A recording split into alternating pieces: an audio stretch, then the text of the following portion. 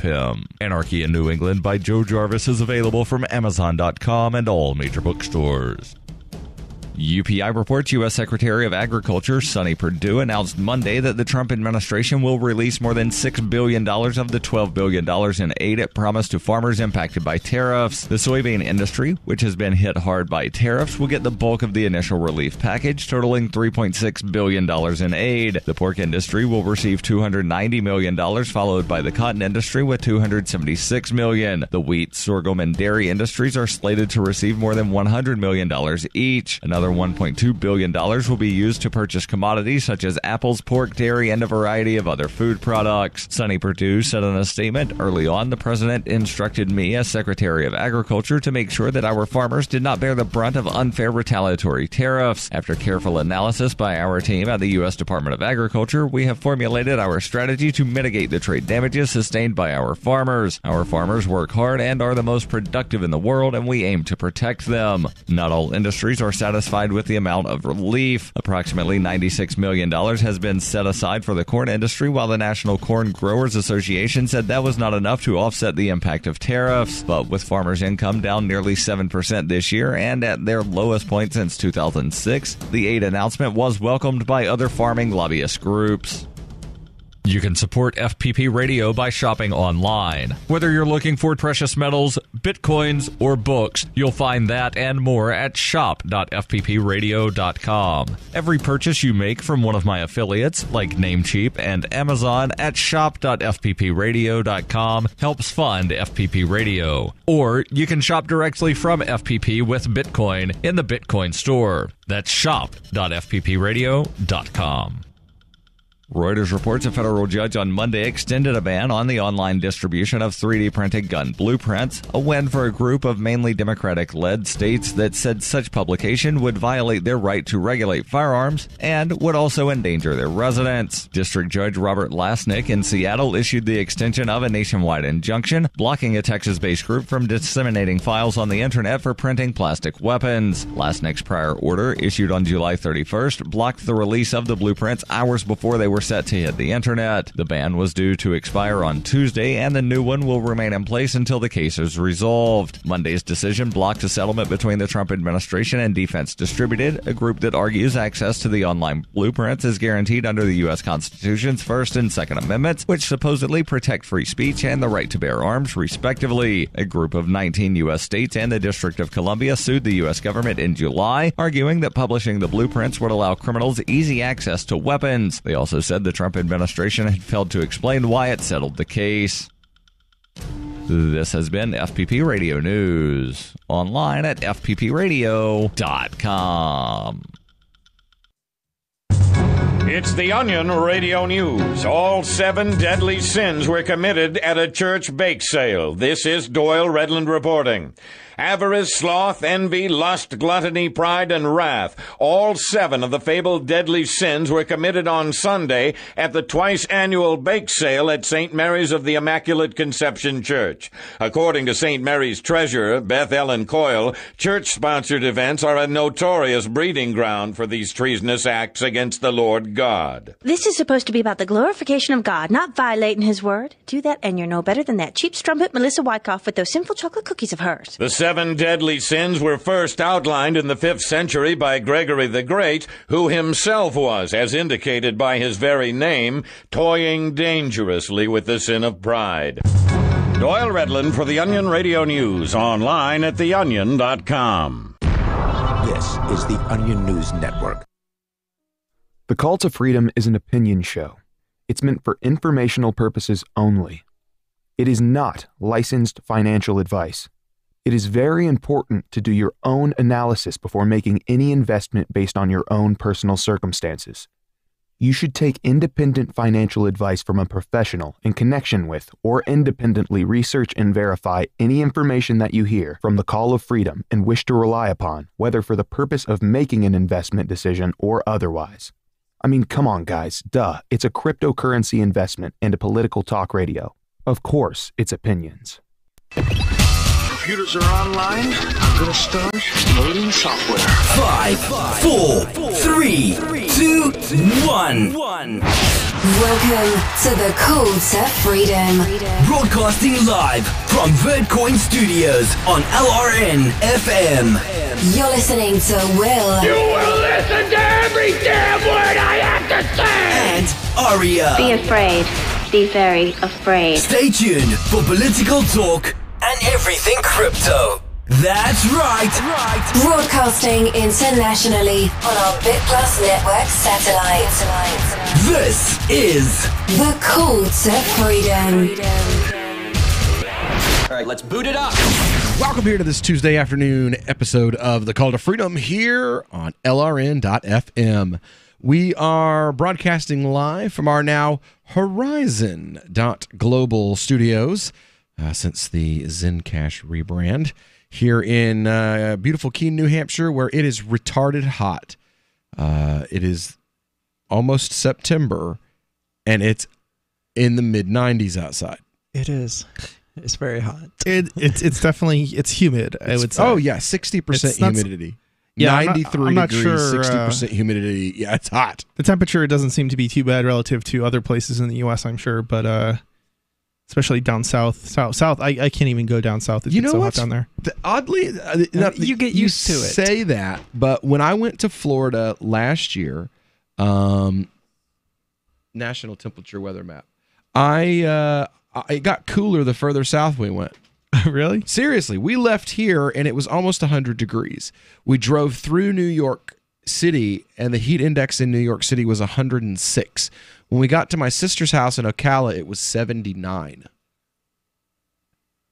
That's unusual, but it does depend on the direction that the storm and weather is coming from. So, I remember, I used to live in New Jersey, and I would have to say that we got similar weather as it is currently 10 and New degrees. England, it is or New Hampshire, but the difference is that you get the weather at different points in time because you get different storms coming. Some are coming from the south, some are coming from the north or west or whatever it is.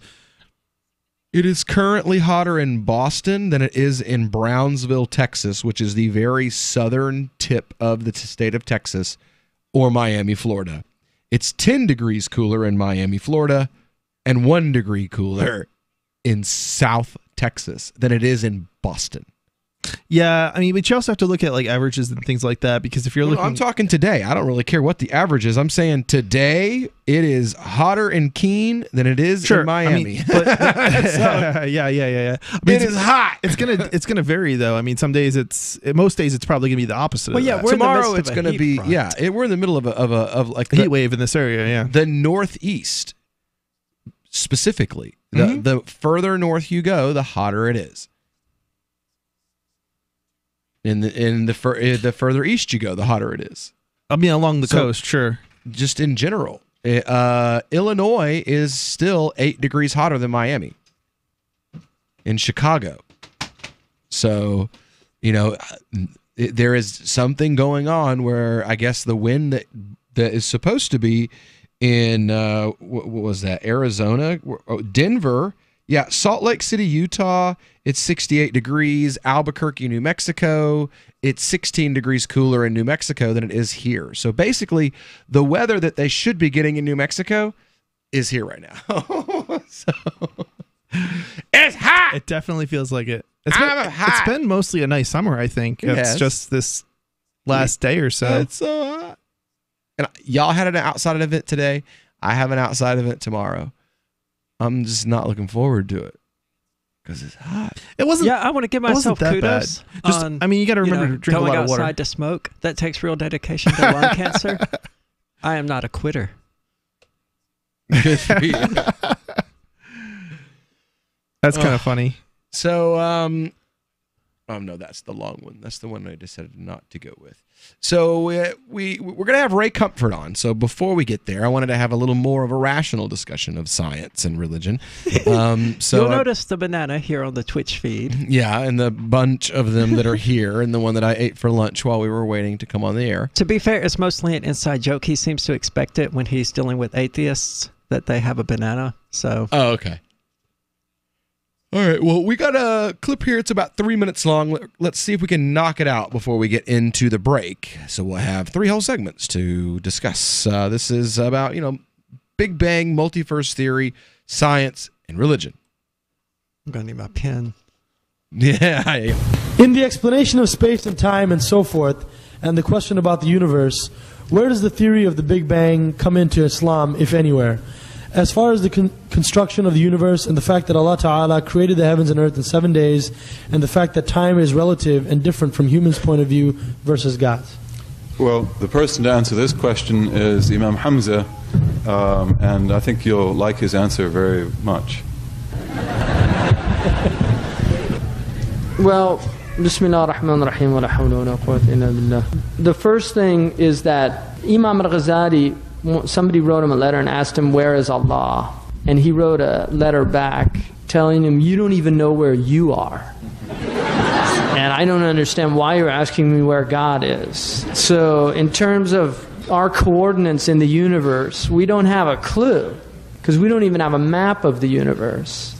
And so it's the height of arrogance to attempt to understand Allah subhanahu wa ta'ala in any other than that we negate any likeness to the creation. Having said that, the time-space Big Bang idea, I mean, the Quran, I think, gives the most brilliant. Allah subhanahu wa ta'ala says, مَا أَشْهَدْتُكُمْ خَلْقَ السَّمَاوَاتِ وَالْأَرْضِ. We didn't show you the creation of the heavens and the earth. We didn't even show you your own creation. And that's, again, bringing it back home. You don't even know very much about yourself. I mean, most people don't know how it is they can drink something and then a few hours later they urinate it out. I mean, they don't even understand that process of what's happening. So the idea, I mean, the Big Bang is interesting, but it's still, the Big Bang is not ex nihilo, which is what we believe.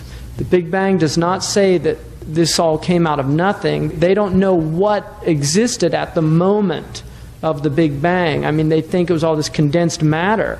It was a point, and a point is a very mysterious geometrical concept. Point is one of the most mysterious concepts we have.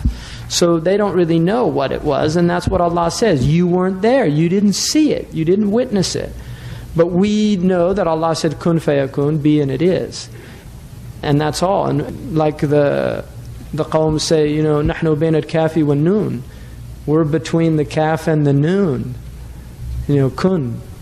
Well, yeah, there's a whole correlation between the stages of the Big Bang. They do have 6 stages in it, which is similar to our understanding in the Quran of the 6 stages of creation. And that is the dominant theory. But I would like to say I am very wary of connecting anything in the Quran with scientific knowledge. And the reason is, one of the things that, I mean, Socrates had the last word on science. He said, how can you consider something knowledge that's always changing?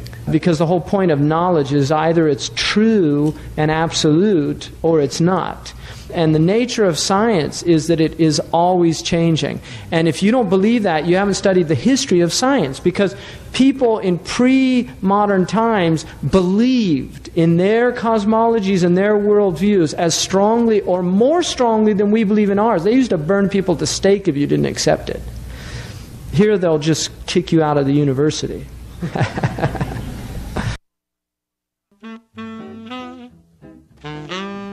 All right, so when we get back here on the Call to Freedom in just a moment, we're going to continue on. Ari's over there scribbling away.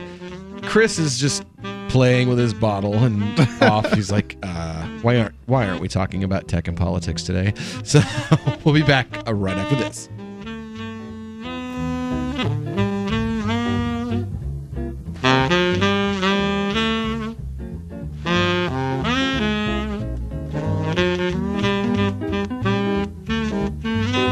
Looking for a great real estate investment? Consider New Hampshire, which is ground zero for the Liberty Movement. Your first call should be to Mark Worden from Porcupine Real Estate. He's more than just a real estate agent. He's your New Hampshire concierge. Where are the best places to live? Do you want farm, city, the burbs, or forest? Do you want a duplex or multifamily building so that renters pay your mortgage? There are homes in all price ranges in New Hampshire, and Mark can help with financing too. Invest in liberty and property. Mark Worden can help. PorcupineRealEstate.com.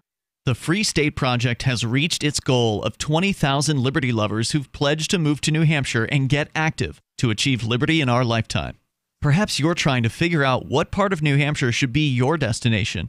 If so, consider Keene. You'll find more than 150 reasons to move to Keene at move.freekeene.com. Keene is famous for its historic, publicity-generating activism, as well as being the liberty media capital of the world. It's home to freekeene.com, New Hampshire's destination for liberty activism, news, and opinion. For years, we've been compiling over 150 reasons to move to Keene at move.freekeene.com, where you'll learn about some of what's happening here and what makes Keene a great place to live. If you love liberty, you'll probably enjoy anywhere you end up in the Shire. But do your due diligence first. Please visit move.freekeene.com for the full list of over 150 reasons to move to Keene. That's move.freekeene.com. Imagine someone in your community getting in their car, turning on the radio, and hearing the Liberty Radio Network. You can make that vision a reality with your own micro radio station. Visit broadcast.lrn.fm to learn how you can put our programs on the air in your area. You can have LRN.FM running around the clock, and you can even add in your own local shows. Building a radio station is simple, but programming isn't. That's where LRN.FM comes in. Learn more at broadcast.lrn.fm. That's broadcast.lrn.fm. Are you tired of governments around the world killing innocent people? Stop using their money. There is an alternative. Bitcoin is a stateless, free market, non-political currency. Bitcoin is money that cannot be inflated or controlled by any state. By continuing to use their money, you're perpetuating the killing. Stop doing it. You have an incredible alternative available to you now. Learn it, use it, spread it. Get started with Bitcoin at Bitcoin.com. It's Bitcoin.com. The three most important things you can do for LRN.FM are: 1. Let your friends know you're listening to LRN.FM on your social networking profile. 2. Buy the things you buy online through shop.lrn.fm. 3. Give $5 a month to the AMP program at amp.lrn.fm. It's my firm belief that the AMP program is the best use of your charitable dollar among liberty-oriented groups. Support all your favorite organizations, but make sure you give $5 a month to the AMP program at amp.lrn.fm. This is Michael Dean from the Freedom Fiends. I've run websites since 1996 and have used over a dozen web hosts in that time. AgristHosting.com is the only one that hasn't broken my heart. Agrist Hosting's uptime and service is stellar, and their DDoS mitigation is the best I've seen. That's important because if you tell the truth in this world, you'll ruffle feathers. And some people will try dirty tricks to silence your voice. No matter what the haters hit us with, Agrist Hosting keeps our websites online. If you have a mission-critical commercial presence or a world-changing activism site, you cannot tolerate any skullduggery. So go with agristhosting.com. Have a WordPress or blog site, but you're not satisfied with performance or uptime? Or just want raw hosting? Want to pay with Bitcoin? Agrist Hosting specializes in high-performance hosting with personalized service. Go to agristhosting.com and click on the button that says Get Hosted. That's agristhosting.com. Do you love Twitter? Make sure you favorite the LRN.FM Twitter account so you can receive our tweets at twitter.lrn.fm. That's twitter.lrn.fm. You are listening to the Call to Freedom on LRN.FM. Unasikiliza wito wa uhuru katika LRN.FM.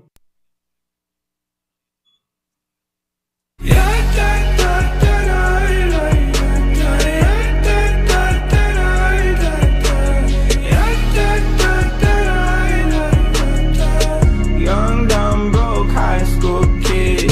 Young, dumb, young, dumb and broke. Young, dumb, young, dumb and broke. Young, dumb, young, dumb and broke. Young, dumb, broke high school kid. Young, dumb, young, dumb and broke. Young, dumb, young, dumb and broke. Young, dumb, young. All right, welcome back into the Call to Freedom here, LRN.FM, broadcasting live from the Zencash studio here in beautiful Keene, New Hampshire. And I've got with me in studio Mr. Chris Wade from Think Penguin, along with Aria DeMezzo. And Tom's not here yet, is he? He doesn't appear to be. Okay. He's watching that movie. Oh, that's right. That's right. We were supposed to, weren't we? Well, I did. Okay, good. Tom seems to be running into the same issue that I had, which is like pressing pause every 2.5 minutes to write out something Go, what the hell is going on here? Essentially, there were some really strange clips in it. So it's like trying to watch had absolutely no an context. abstract film made by a pretentious California film student? Not really. About every 10 minutes, there was a scene that was very much like that. But then it would go back to his point. Okay. It was almost like someone just took the film and interjected those insane, out of context clips to it. Okay. So I don't know. Like Tom is saying, why did Kirk Cameron shoot him in the film? There's no context to it at all. It's just them standing there on a dam, having a duel, a Wild West duel. One of them pulls out the gun and shoots the other. There's no, and then it gets back to the the plot. Okay. Yeah, this is gonna be fun. It's gonna be so fun. It's very curious. Before we went to the break, we were listening to Hamza Yusuf and his discussion of the Big Bang, multiverse theory, all of that kind of stuff. There's another video where he acknowledges Dawkins, and Dawkins is like, well, there was a pond and it was struck by lightning, and magically that turned into carbon-based organisms instead of just plants, and or maybe it came from, like, it could just all be from another universe. Well, one thing I really like about this guy, having spent a lot of my life arguing with Christians, we atheists often get criticized a lot. He actually reads the books that the other side writes. We get criticized a lot. Well, how come you don't pick apart Islam and things like that? It's because Muslims aren't misrepresenting what we say. He admitted that physicists and atheists, we don't allege that the Big Bang came from nothing. We gladly point out that there was a singularity there. But if you ask a Christian, the very first thing they're going to say is, well, where did the Big Bang come from? I heard that you think it just came out of nowhere, that you got something from nothing. And it's infuriating to run into that. But again, in my experience, it's only Christians doing it.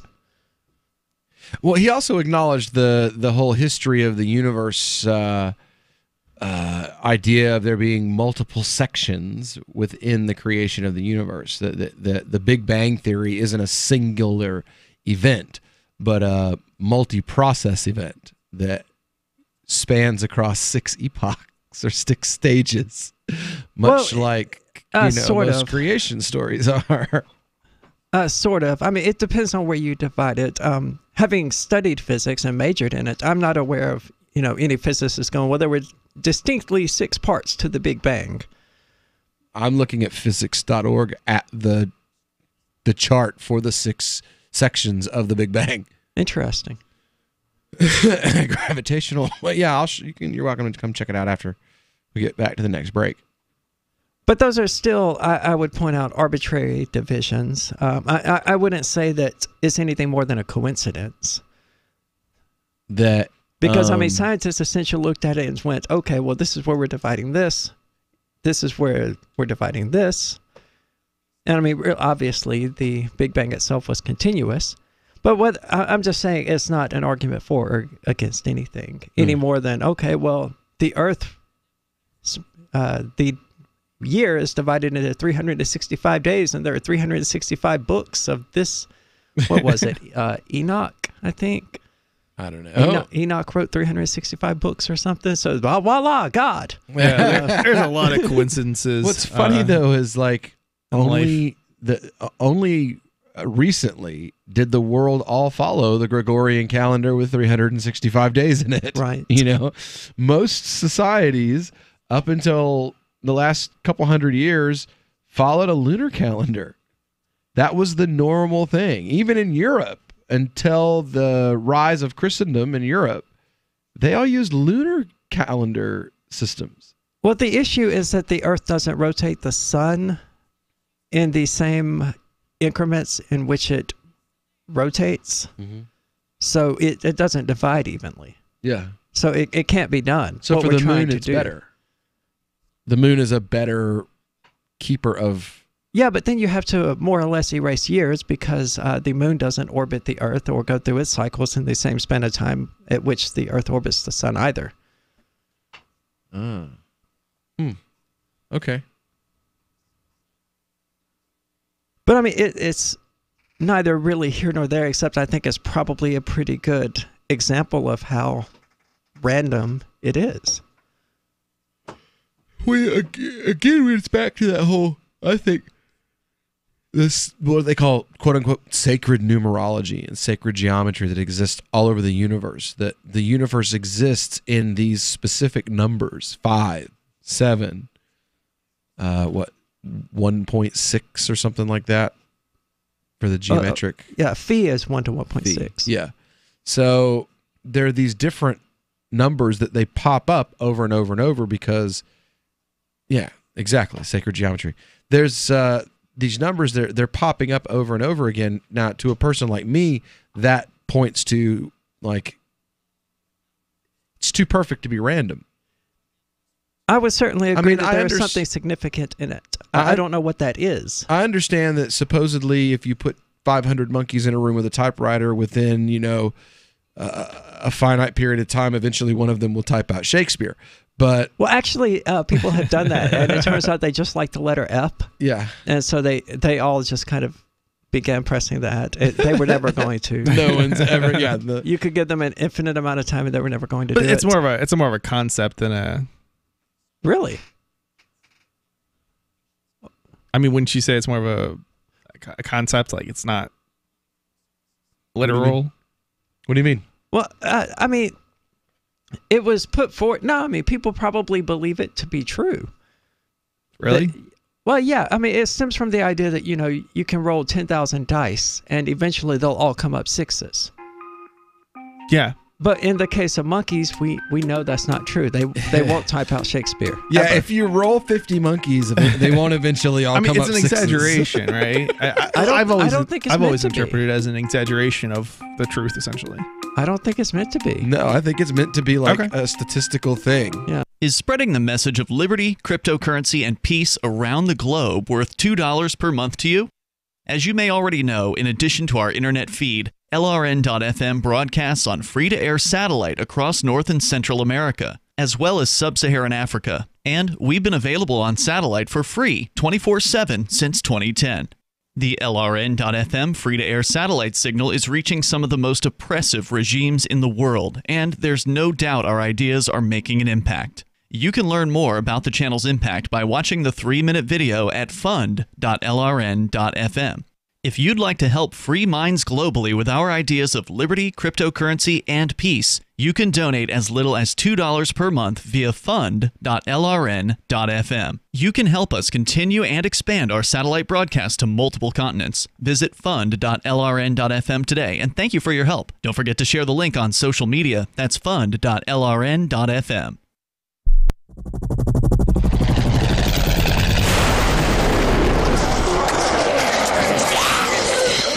In Survivor Max 2, School Bites, Max must scavenge through a wasteland swarming with the undead. Desperate to find the medicine he needs, he discovers a community of survivors at his former school. Has he finally found the safe haven he's been looking for, or will he discover that school bites? Look for Survivor Max on Facebook, read reviews on Amazon, and read Chapter 1 at SurvivorMax.com. Patrons at a local Boston sports club watched dumbfounded today as an unidentified man's personal trainer forced him to put on an embarrassing athletic spectacle for the entire gym. Like a machine, there you go.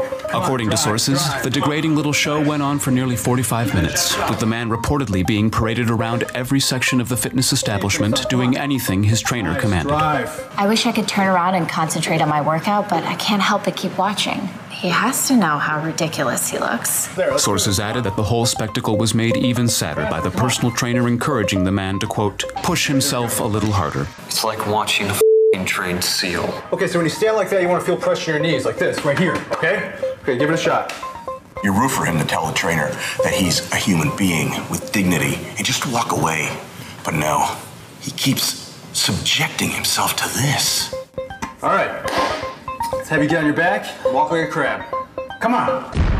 This is the Onion News Network. Did you know we've taken our LRN.FM telephone listen line to a new level with the LRN.FM audio on demand line? Now you can call 712-770-8447 anytime and listen to LRN.FM's live feed. And you can listen to a bunch of our original shows on demand. Long distance fees may apply. Just dial 712-770-8447 and choose from the menu. 712-770-8447. Since time began, tyrants have taken aim at personal liberties. Now there's a movie that aims back. The government has no more right to tell us what to put in our bodies than they have to take our guns or tell us what books we can read. 6 drug police were eaten by bears while raiding a marijuana farm. On your knees, you dirty hippies! Jesus. On your knees! What's the problem, officer? Today, many cops who enforce pot laws do so only because it provides them with cushy jobs, good benefits, and a chance to push people around. I was an undercover narcotics officer. The drug war is nothing but a farce. The Second Amendment says you got to keep you and your gat intact. Guns and Weed, The Road to Freedom. A film by Michael W. Dean and Nima Vadadi. DVD available now at gunsandweed.com or on Amazon. That's gunsandweed.com. Makes the perfect gift. Remember, that's gunsandweed.com.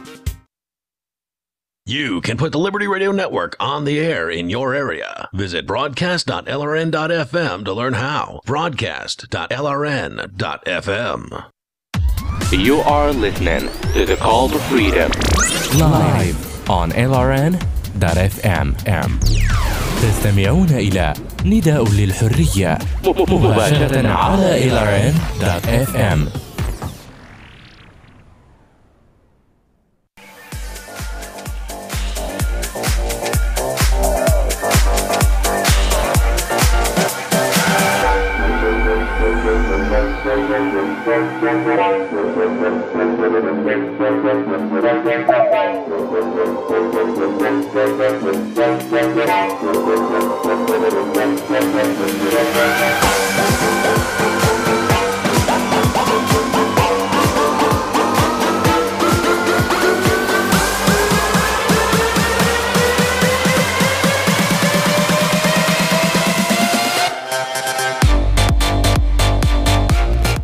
Welcome back into the Call to Freedom here on LRN.FM.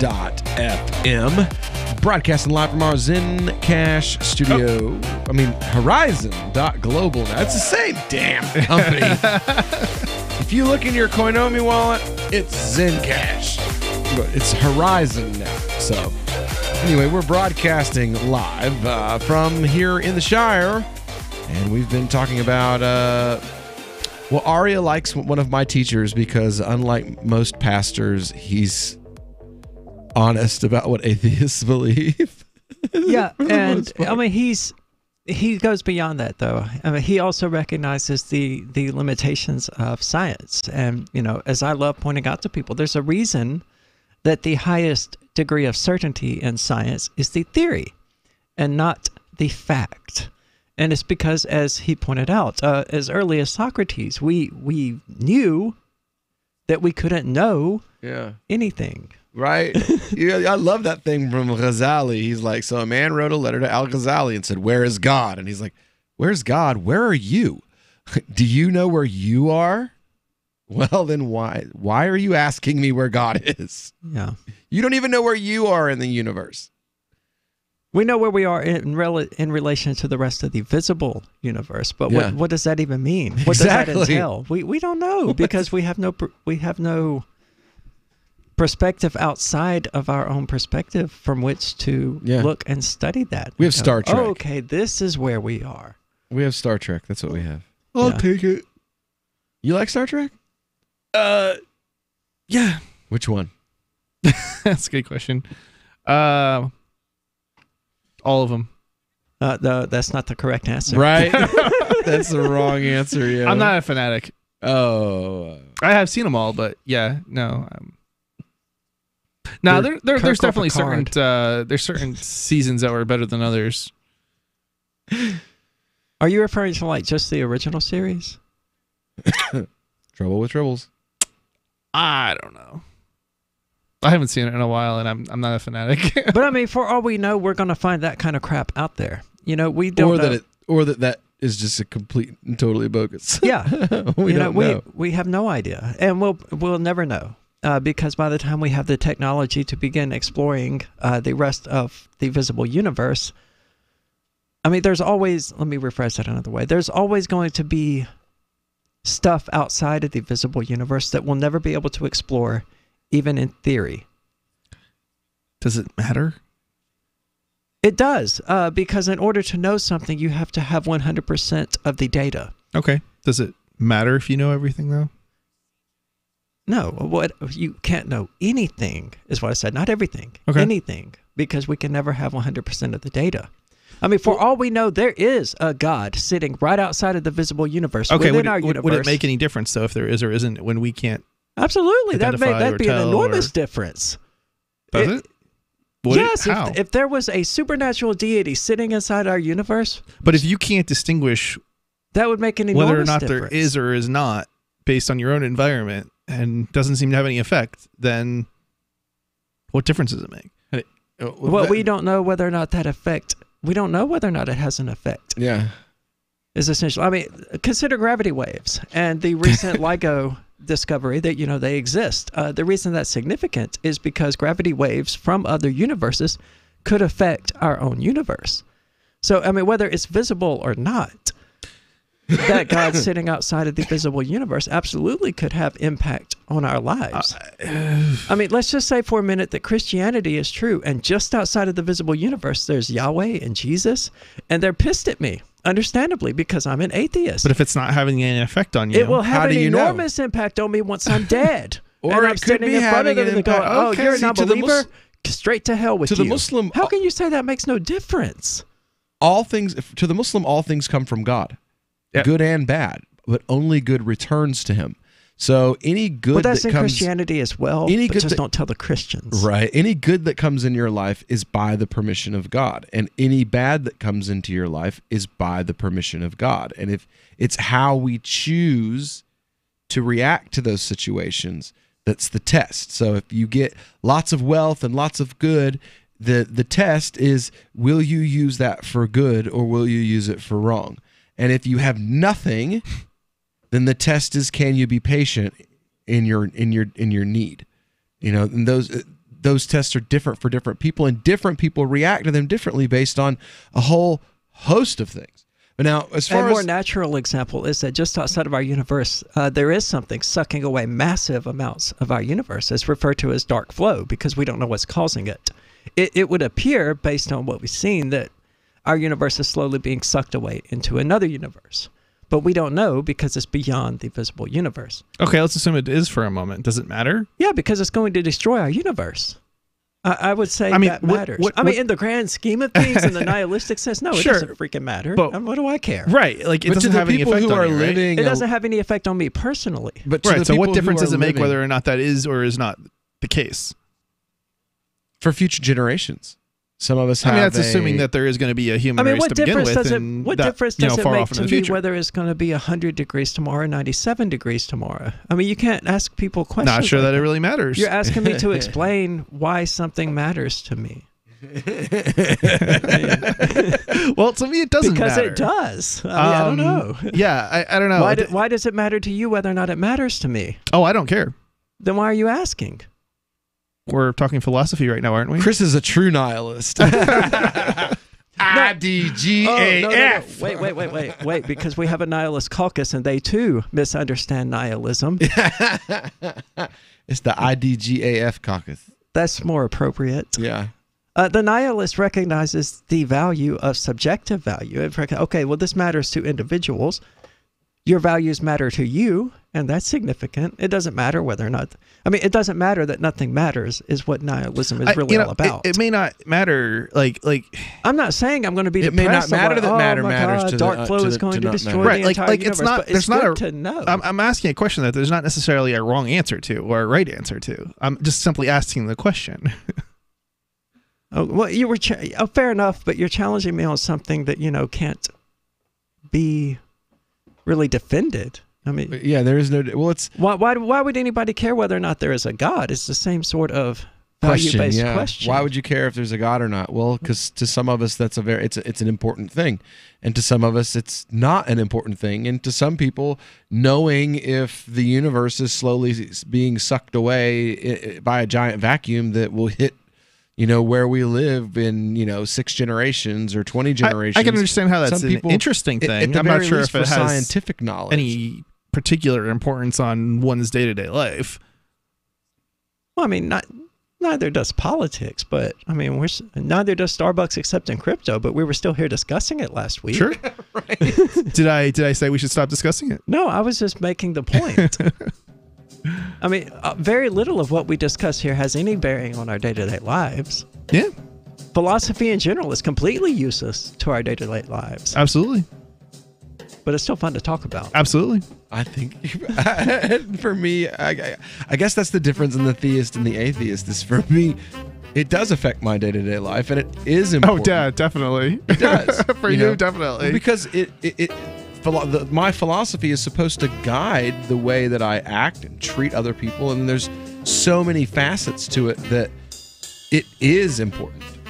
So anyway, I guess that is one more, fun part about the show. We get the opportunity to kind of illustrate those points. Anyway, when we get back here, I've got a scriptural reason why you have such a hard time with Christians versus having a hard time with Muslims. We'll get into that when we get back. I love My Magic Mud. I drink a lot of coffee. I had stains on my teeth. Then I found My Magic Mud, and I was told it would remove stains. So I paid attention when I brushed the first time. My Magic Mud is black tooth powder, and the difference it made in my teeth in one application was noticeable. With 4, my teeth were as white as you normal folks out there. Please go to mymagicmud.com and buy a jar. There's 150 applications for $25. You can use Bitcoin, mymagicmud.com.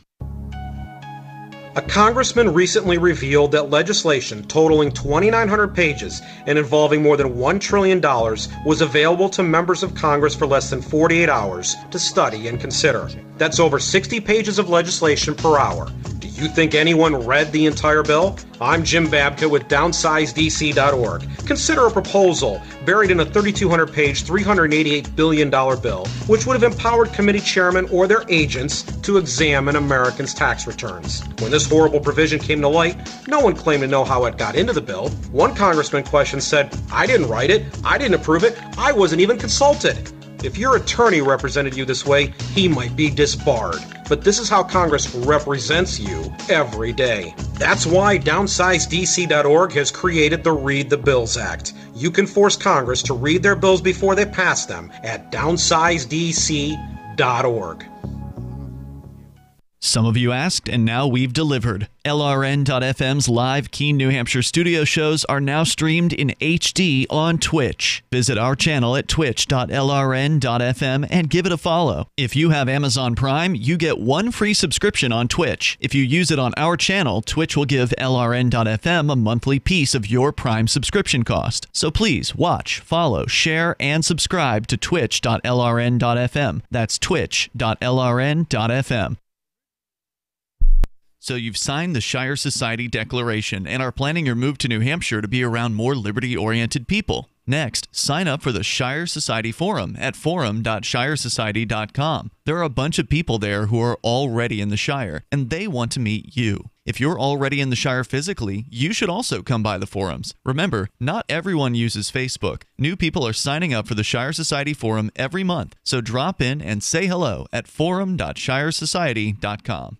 Did you know you can listen to LRN.FM via our free-to-air satellite channels? We have channels over nearly all of North America and much of Africa. All you need is an affordable receiver and a dish as small as 30 inches. There are no monthly fees. Learn more at sat.lrn.fm. Plus, if you are a broadcaster or want to be one, this is a good delivery method for our content. See our coverage maps and get details at sat.lrn.fm. That's sat.lrn.fm. sat.lrn.fm. Why did you move to the Shire? I moved here to the Shire because there's other people around who take liberty just as seriously as I do. I moved to the Shire because I saw videos of people challenging authority and thought that I could get support myself. It called to me, like, do this right now. I wanted to be around people like me who got it And once I got here, I knew there was nowhere else that I wanted to be. I've always wanted to change the world. So I moved to the Shire to join people who were actually working towards doing the same thing. The people here are awesome, loving, and positive. It was for the adventure and for the feeling of something important is happening here. And I just wanted to come to sort of be part of that. Visit ShireSociety.com to read and sign the Shire Society Declaration and learn the reasons why, if you love liberty, you should immigrate to the Shire. Plus, add yourself to the Shire map at ShireSociety.com. That's ShireSociety.com. Help get LRN.FM into more ears. Visit promote.lrn.fm for a free bumper sticker, flyers, banners, graphics, and more. Promote.lrn.fm. This is Angel Clark, and you're listening to The Call to Freedom on LRN.fm. Maybe not. Maybe successful.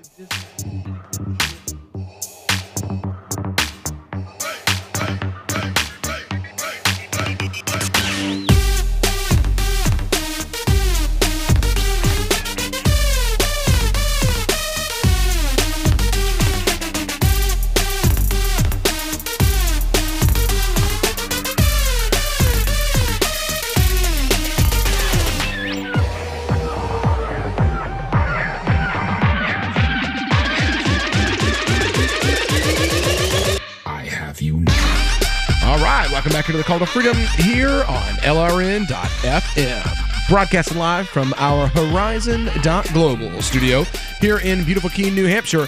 We're trying to get the Horizon folks in studio to give us a little chit-chat about what's going on with their rebranding. Haven't really had any luck yet, though, so... Rosario I imagine they're busy. Yeah, Rosario's supposed to get with me when they have a minute, so... Oh, well. Anyway, we've been talking about the multiverse theory, Big Bang theory, expanding universe theory, all of these things as they relate to religion. Sheikh Hamza Yusuf, as always, knocks it out of the park. Has an honest discussion. Like, this is what we can define in religion. This is what you can define in science. And here's the end of where your definitions make it. You can't define anything past that.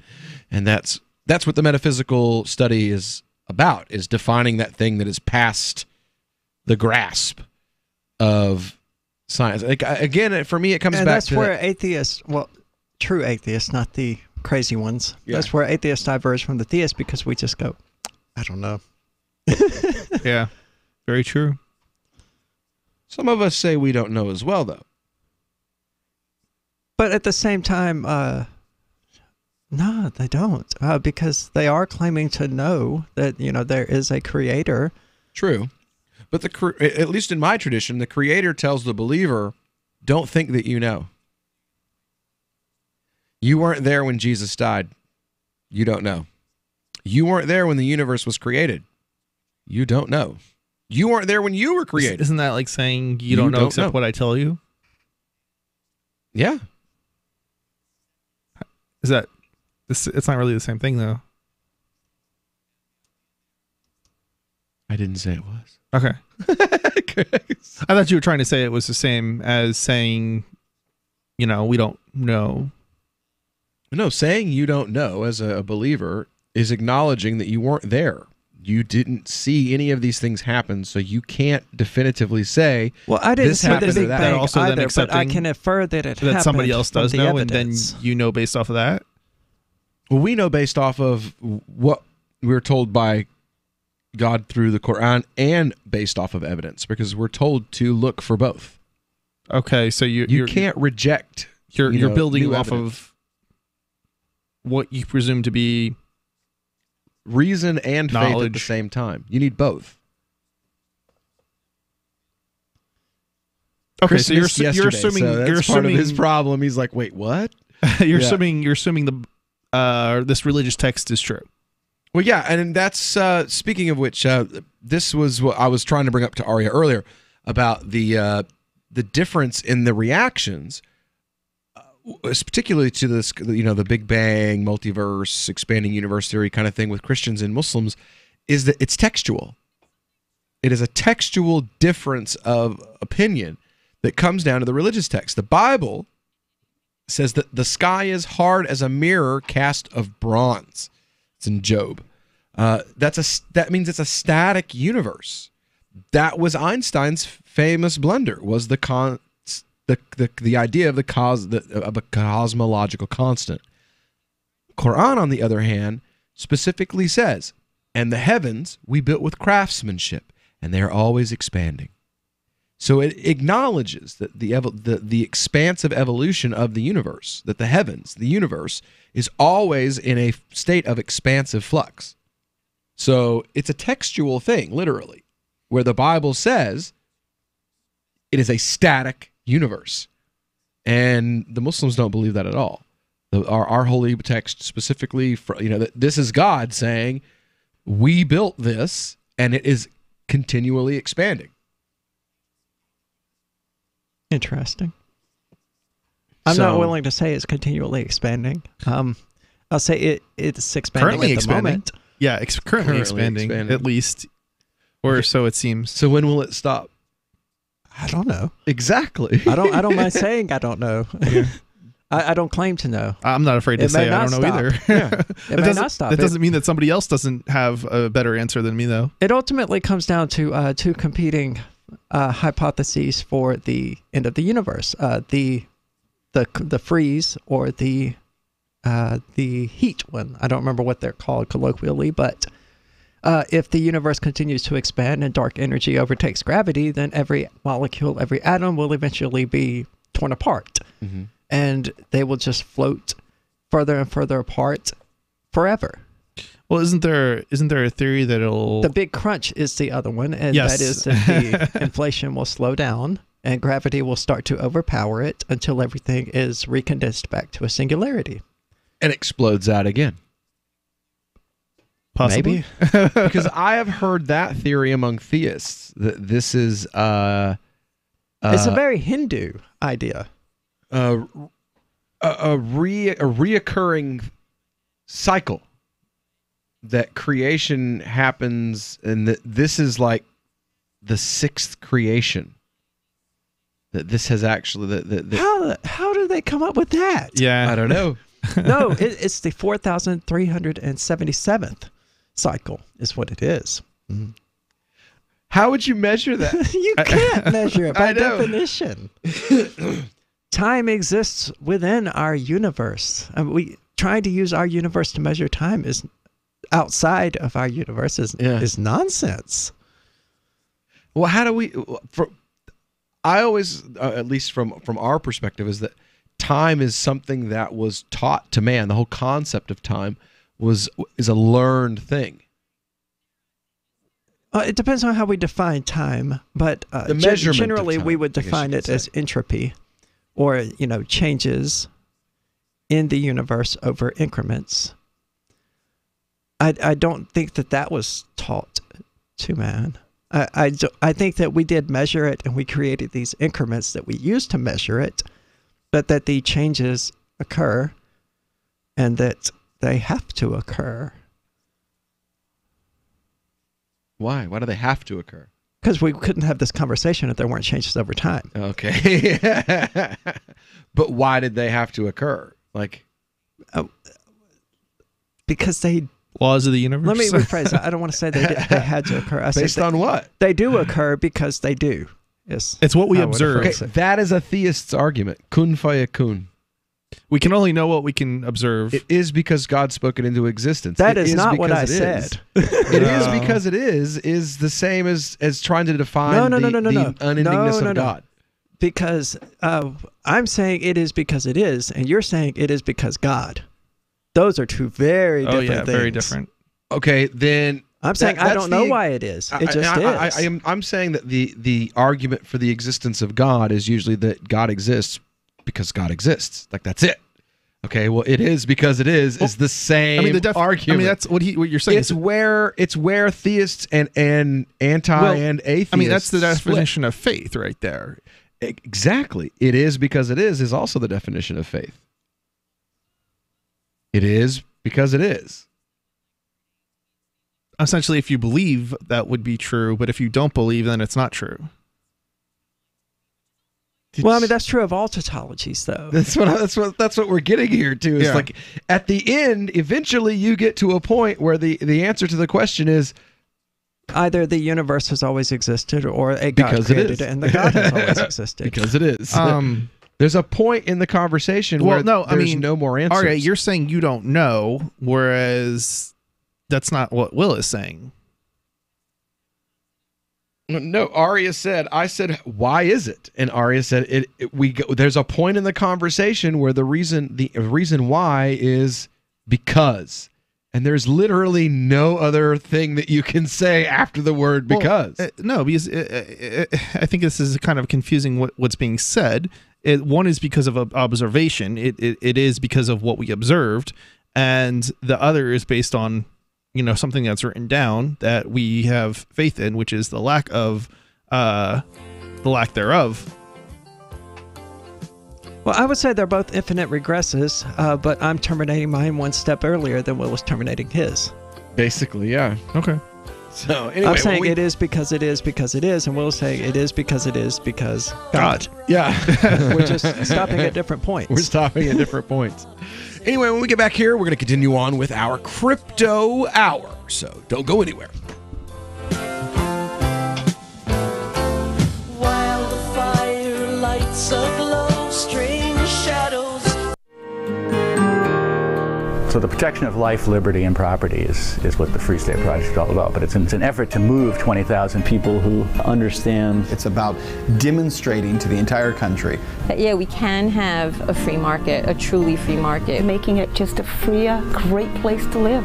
It's the world's largest voluntarist libertarian community, and it's only getting bigger. That's amazing, to be able to move to a place where other people passionately believe in being free and independent. What the Free State Project is managing to do, though, is to put their money where their mouth is. It's physically getting up across the country and saying, let's go someplace and let's demonstrate the power of these ideas. There's a lot of kind of philosophy that surrounds liberty. There's a lot of thinking about it and talking about it. But here in New Hampshire, people are doing it.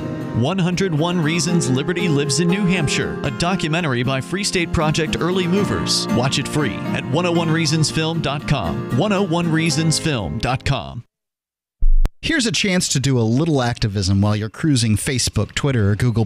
Between the LOL cats, the recipes, the hot girls, and the inspirational sunrise memes, Free Talk Live's posts pass by your newsfeed. Like them, comment. It gives us more exposure. If you don't see our posts, click like at facebook.freetalklive.com and then hover over it to click Get Notifications. It's an easy way to spread the ideas of liberty a bit further. I know you're busy, but you can spare that 1/10 of a calorie it takes to click on something. Facebook.freetalklive.com.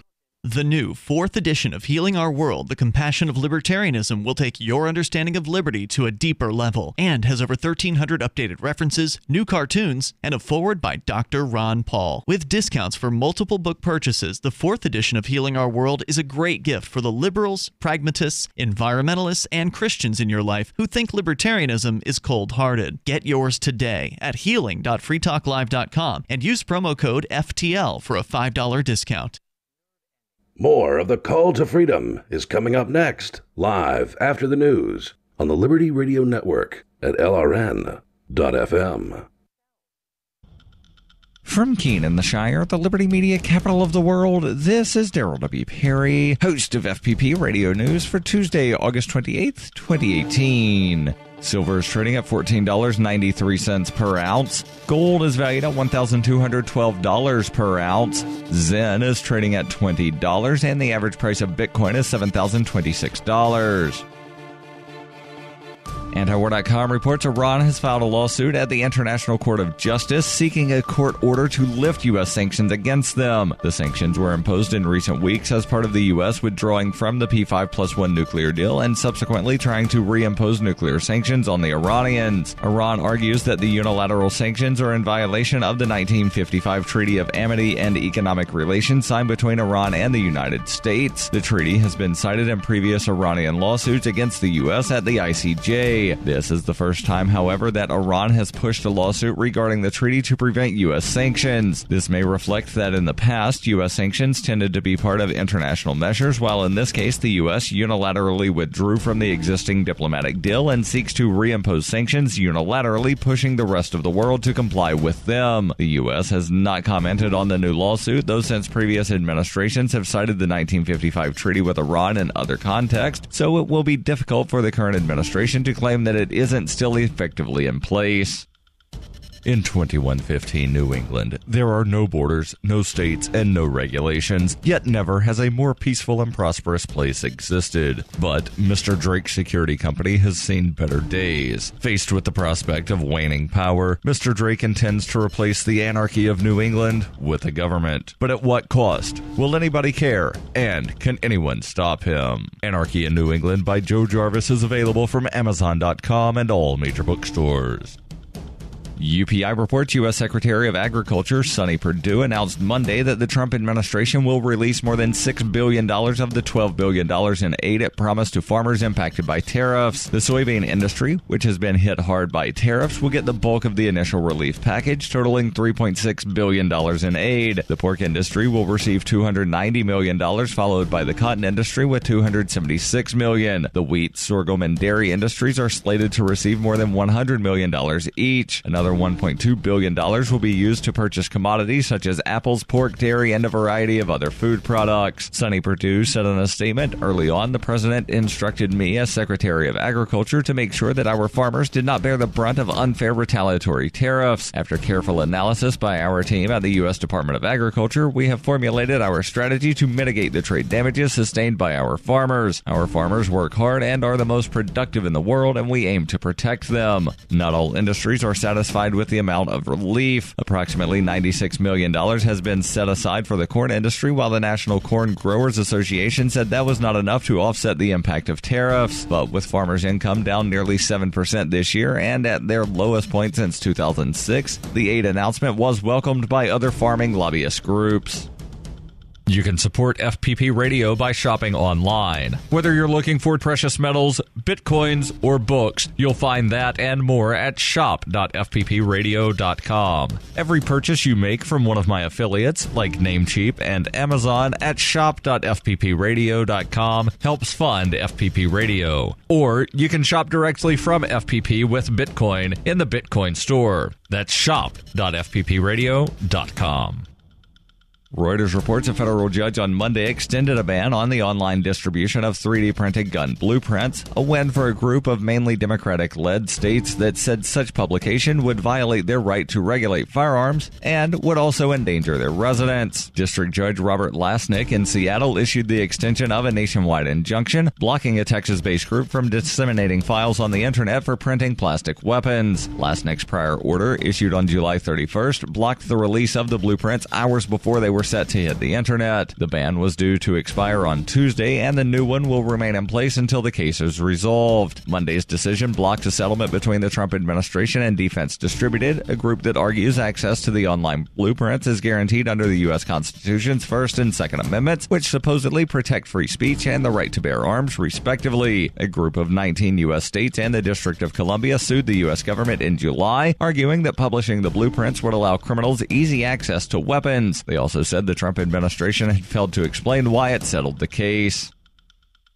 This has been FPP Radio News, online at fppradio.com.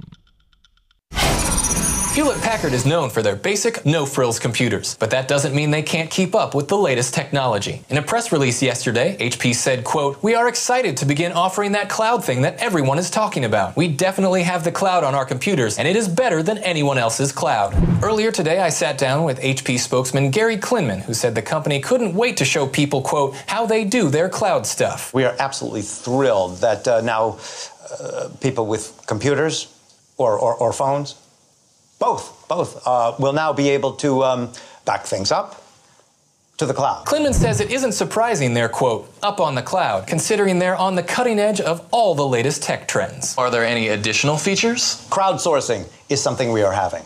Crowdsourcing 2.0. We have social sharing. We have 5G, 6G, really all the Gs. We have app. We have all of it in the computer. This is the Onion News Network. The Call to Freedom is an opinion show. It's meant for informational purposes only. It is not licensed financial advice. It is very important to do your own analysis before making any investment based on your own personal circumstances. You should take independent financial advice from a professional in connection with or independently research and verify any information that you hear from the Call of Freedom and wish to rely upon, whether for the purpose of making an investment decision or otherwise. I mean, come on, guys. Duh. It's a cryptocurrency investment and a political talk radio. Of course, it's opinions.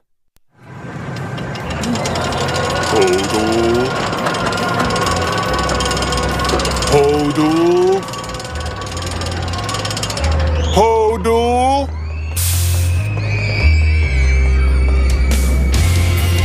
You better hold on for dear life, because it's time for the Crypto Hour, brought to you by motionproject.org here on the Call to Freedom. That's right. It's time for our Crypto Hour here on the Call to Freedom on LRN.FM. It's brought to you by the Motion Project, by the guys over there at motionproject.org. Now, there's some updates. They got a mobile wallet now. They do indeed. I saw it last night. You did. They got a mobile wallet now. We've also got 10 free Motion coins to give away sometime during the show today. Let's see what else. They're planning some possible changes to the payout structure. Is that because of the collapse of its value? Yes. They're changing the nodes. Uh-oh. Yeah, some whale sold like 100 million coins and pushed the value down to 7 cents from $1.70. Oh. Yeah. Oh, yeah, it's a bloodbath, dude. Yeah. I watched it drop from 18 cents to 7 cents in 3 minutes. Yikes. Yeah. In one sale. It dropped the whole market. Yeah. Yeah. So they're in the middle of working on that. So, still, once they get that dealt with, there was no wallet though, so for phones even. So yeah, I mean, most people don't realize the project was just started like in March of this year. Yeah, so for a coin to be worth 7 times what Verge is worth, when Verge has been around how long? It has. Yeah, it's been around a while. Works with Pornhub. It has all this constant, like hype team behind it and everything else. And these guys are doing charity, and they're still outperforming coins like Verge. Well, Verge sucks. We have to keep it in context, So everybody's that has a wallet has probably seen that Bitcoin's prices are back over $7,000 again. Yeah, I'm glad to see it. It's been rough watching crypto values plummet across the board. It has been. We've got quite a few projects that we work with. We've got the motionproject.org that we work with. And then we've also got another sponsor that they're not ready for us really to start doing promotion for them because they have a version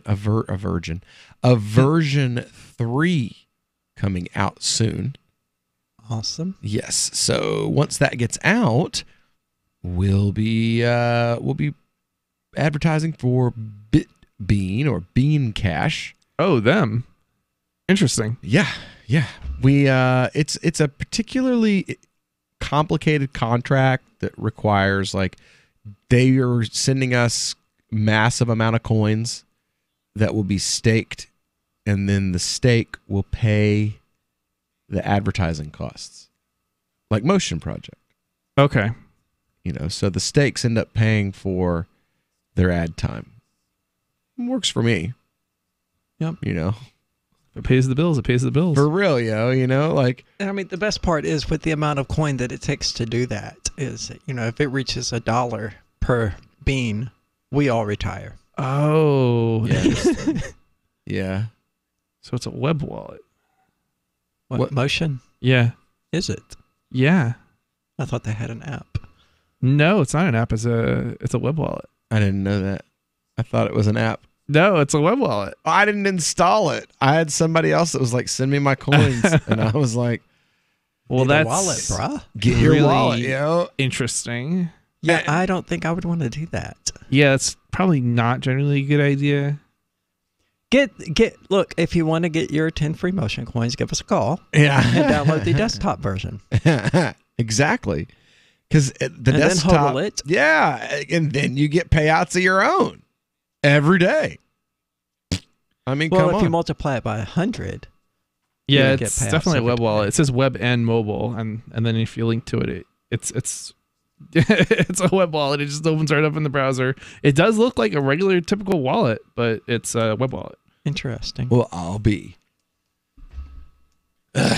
Anyway, so I do have, speaking of small coins, Charlie Lee was asked about Litecoin and the fact that he sold all of his. I don't know who Charlie Lee is. He's the creator of Litecoin. Huh. The Litecoin creator sold all his Litecoin? And says he will never buy it back. He has no interest in buying it. Well, screw him then. Litecoin creator Charlie Lee's not planning to buy back the Litecoins he sold anytime soon or at all after he sold his entire holding 9 months ago. That was the response. Why would he buy it back though? I mean, right? Well, he sold it because of SegWit. That was the okay. I don't know if that's why, but if he did it 9 months ago, I would bet the reason was SegWit. Okay. That was the response to a question during an appearance on CNBC August 27th, during which Lee discussed Bitcoin and Litecoin prices and performance and adoption. For me, I sold because of the conflict of interest, he told Melissa Lee, who was asked whether Litecoin's current price of $58 represented a buying opportunity. I think it's always good to buy on the way down to dollar cost average in your buy-in, and that's what I would recommend people to do. Of course. He previously told the network that he thought investors should buy at least one Bitcoin before Litecoin or any other cryptocurrency. Just drop $6,000. You know, right? In cryptocurrency. I'm always amazed at like when people make recommendations on cryptocurrencies and like what to buy and what not to buy and everything else. It's like, look, why are you basing it off of like I just if people aren't using it, like why would you think it's worth something, right? Like if all people are doing is trading back and forth between cryptocurrencies with it, how is that give it value? I mean, I guess to some degree it does if it's like Bitcoin, but at some point you know that Bitcoin is not going to have that value when other cryptocurrencies start gaining greater adoption. It's a temporary thing. So you can't really separate one form of property from another. What we're really dealing with is property exchange. Whether someone is selling a house for cash or a house for Bitcoin or Bitcoin for Litecoin or whatever random currency is still an exchange of one property for someone else's property. The difference being with currencies is that more people use those properties. But it's not how many people use them that really give it a value. Yeah, I would agree with that. It's, well, I mean, it is in a sense, but they're not, it's no different from having a rental property that they can't rent out. You know, it's not a reason to just burn it down or not buy the property. What I'm trying to figure out is where the value is coming from, because if all you're doing is trading, if the only demand for it use case is trading cryptocurrencies for other cryptocurrencies, where's the value coming from? I mean, that's my point. Why would it magically have value if you could trade those cryptocurrencies for a house? Because then it's a transaction mechanism, and the transaction mechanisms normally have costs. So credit cards, there's a cost. There's 6-12% depending on. Why does it make sense to you to buy a house for 50 Bitcoin, but it doesn't make sense to you to buy 10 million Raven coin for 50 Bitcoin? Well, I'm going to use a cryptocurrency that's going to give me the best deal. And which one is that? Is that Raven coin? Because if it's Raven coin, I'm going to use Raven coin. That's not what I'm asking. I'm saying, why is buying one form of property legitimate, but the other one... Cell 411 is a free app for Android and iOS that replaces government-controlled 911. Cell 411 allows you to preset a group of friends or private organizations to show up in any emergency. Cell 411 is a nightmare for the state because it proves their so-called services aren't needed. Cell 411 has had thousands of installs, and of course it's covered by the BIPCOT no government license. Cell 411 because your friends won't shoot you when you're in trouble. Without the government, who would build the emergency services? You and Cell 411. Get it today at getcell411.com. Does this ever happen to you? Moments after you're introduced to someone, you forget his or her name. It's a common faux pas you'll want to avoid, especially if you're a job seeker. And even if you're not, here's a tip. As you are being introduced, and while you're still shaking hands, smiling, and making eye contact, say the person's name aloud. Not only does that make a deposit in your memory bank, it acknowledges the other person. And that is more than a nuance, as is maintaining eye contact. With money and attention so scarce now, effective communication skills have never been more important. Cutting through the clutter rather than blending into the blah, blah, blah will help you connect better no matter what the conversation. For more tips, hit survivalspeech.com. I'm Holland Cook. Now that you've found the Liberty Radio Network at LRN.FM, you may want to help expose others to our great programs. To assist you in doing so, you'll find resources at promote.lrn.fm, including details on how to get a free bumper sticker, quarter-page flyers you can print out and distribute, banners for your website, as well as files that will allow you to make your own custom banners and graphics. Visit promote.lrn.fm and help bring new listeners to the Liberty Radio Network. That's promote.lrn.fm. We've all heard about blockchain assets like Dogecoin, Ether, and Ripple. Bitcoin isn't the only player in the blockchain game any longer. And for those of us wondering how to get our hands on these digital assets, finally, there's a solution. Shapeshift.io allows you to buy and sell between your digital assets and Bitcoin instantly between your own digital wallets. I've used it with ease. Shapeshift.io. There's no account or email address needed. You send them the crypto you want to sell. They send back the crypto you want to buy. It's that easy. Shapeshift.io. LRN.FM is proud to announce our official listening apps for Android and iOS devices. Now you can easily tune into our streams anywhere, anytime on your smartphone or tablet. Just visit apps.lrn.fm or search for LRN.FM in the Android or Apple app stores. Please download, rate us 5 stars, then share the link on your social media and let your friends and family know how you're listening to LRN.FM. Download it now, free at apps.lrn.fm. Free Talk Live. You know, you got to give those guys credit, though. Jesse Jackson, Al Sharpton, they've established this for themselves. And who are the Hispanic leaders? Who are the Chinese leaders? It's a brilliant marketing plan on their part to get them radio interviews and all kinds of appearances and sell books for them. But otherwise, that's really all it is for them. Right, and then when you call them out, exactly what you said. If you are a black person, you are supposed to get upset when they tell you to get upset. Me and a lot of other people who are black, we've grown up. I'm 55 going on 56. I don't see color. I see people. I see behavior. I see morals. I see values. I don't see the color of a person's skin. That does not dictate how I should interact with that person. Their behavior, their morals and values dictate how I interact with them. Free Talk Live, 7 nights a week from 7 to 10 Eastern, live on the Liberty Radio Network at LRN.FM. Some of our live shows are streamed in HD on Twitch. Please follow and share at twitch.lrn.fm. That's twitch.lrn.fm. You're listening to The Call to Freedom on LRN.FM. تستمتعون إلى برنامج نداء للحرية مباشرة على LRN.FM. Rick? Hey, Morty. Rick? Are you far away or are you inside something? Is the camera? Is everything a camera?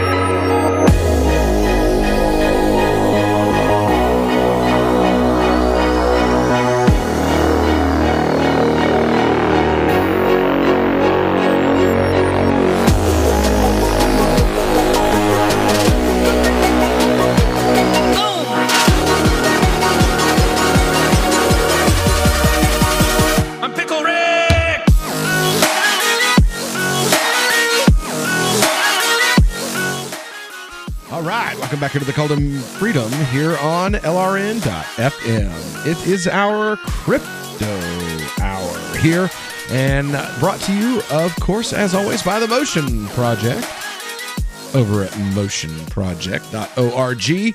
When we have been talking about Charlie Lee sold all his coins. Now he says he's a Bitcoin maximalist. Basically. That's what it sounds like to me. I mean, Litecoin was always Bitcoin anyway. Yeah, it was. So it was a little bit faster. Yeah. That was it. And a little bit, but I mean, transaction fees proportionally were higher. Yeah. At least in terms of Litecoin, because it's always 0.001. Yes. But I mean, essentially it's functioned for the last several years as sort of a test network for Bitcoin. Really? How do you figure? Well, if Bitcoin announces it's going to do something, Litecoin does it first. Oh, really? Yeah. Interesting. This is not something I was aware of. That's why I assumed he left because of SegWit, because they adopted it first. Left because of SegWit?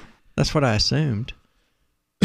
I mean, it's going to take more than whatever crazy nonsense he said to make someone sell all of the cryptocurrency that they themselves created. Says, I'm not quitting Litecoin. I'll still spend all my time working on Litecoin. When Litecoin succeeds, I will still be rewarded in lots of different ways, just not directly via the ownership of coins. Yeah, see, I have to doubt his sincerity. If you're making Litecoin, but you're not getting paid for that work in Litecoin, why should I trust you to even want to see it successful? How do you know he's not mining it? Well, I don't know that, but he sold it all, and he has no intention of acquiring it. It seems like somebody who's going to sell it all is not going to be. I mean, their projection is that they're not enthusiastic about what they're working on. Yeah, like they're not going to try and promote it. They're not going to. And obviously, if people aren't using it, again, well, what's the value in it?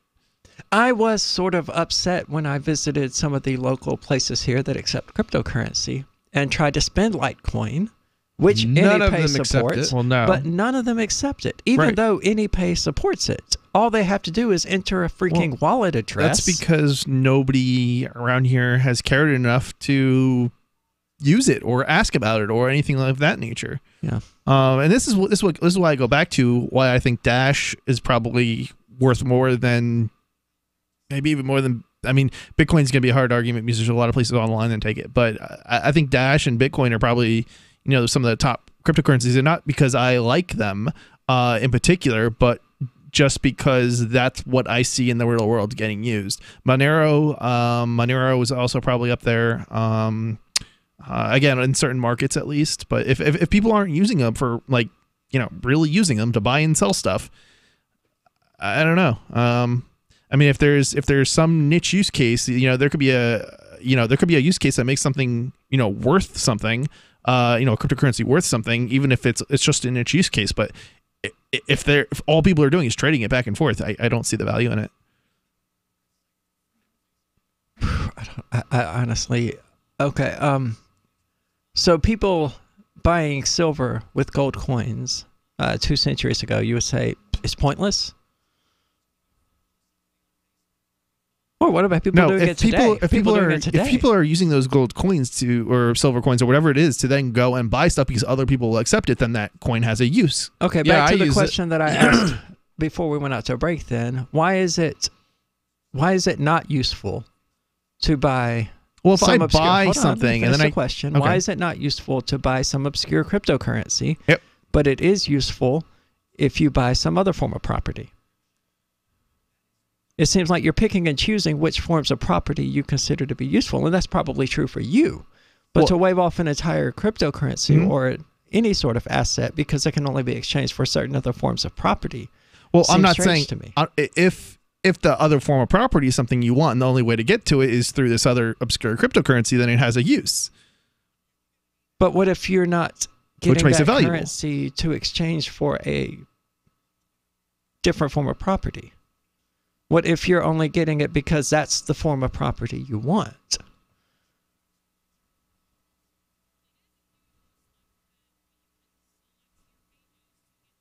Chris's head looks like it's about to explode. Yeah, I mean, because again, that's what we're dealing with. I mean, we're here. talking. I mean, we're talking. Watching the video. I kind of feel like we're talking Beanie Babies at that point, right? Like, it's a collector's thing. It's not.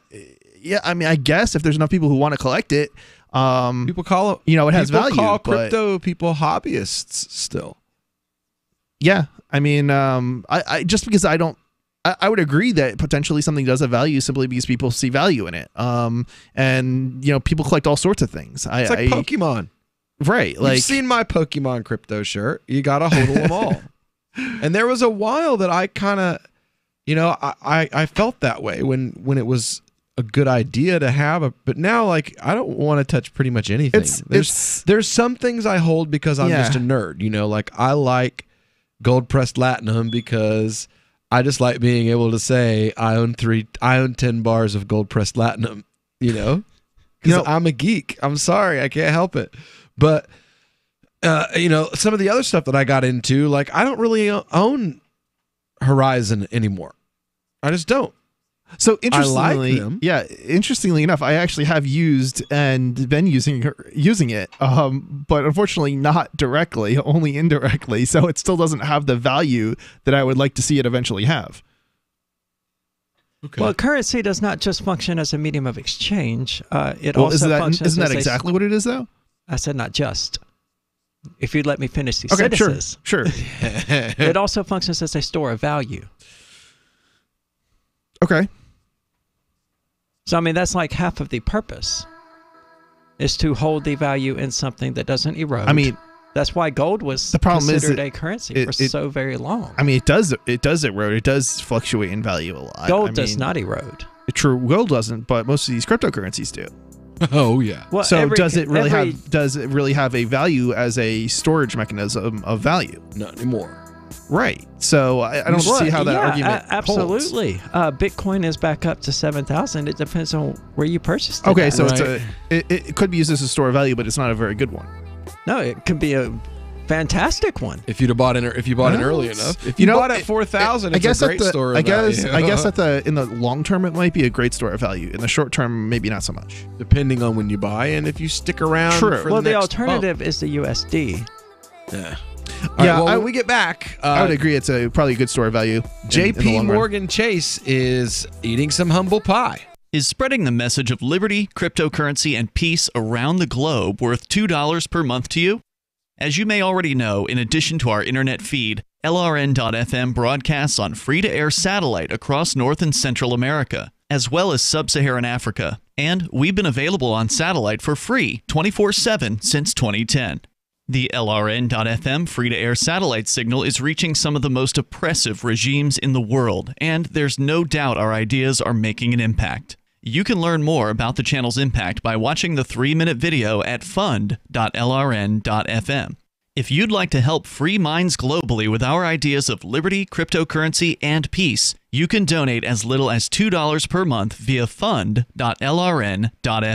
You can help us continue and expand our satellite broadcast to multiple continents. Visit fund.lrn.fm today, and thank you for your help. Don't forget to share the link on social media. That's fund.lrn.fm.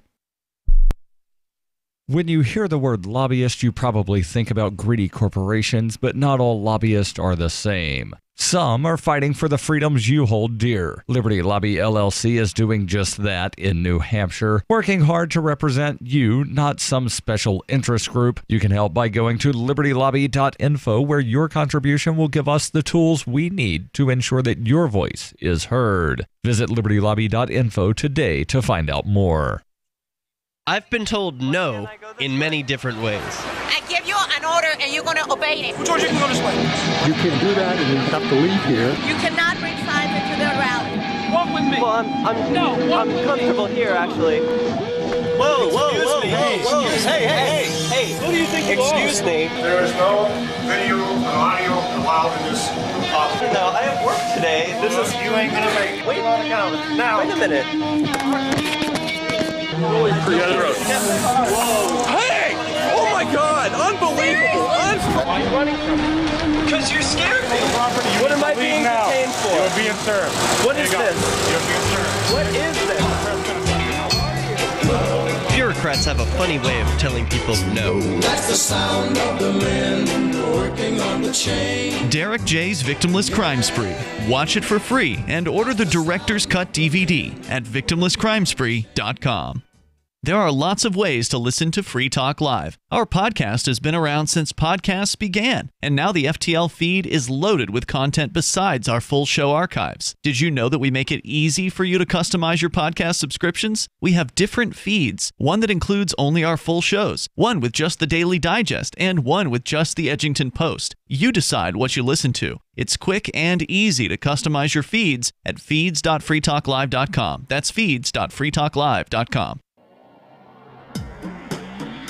Free Press Publications is an independent, alternative media and publishing company founded in June 2009 with the mission of ensuring a free press for the freedom movement and is committed to spreading the message of peace, freedom, love, and liberty.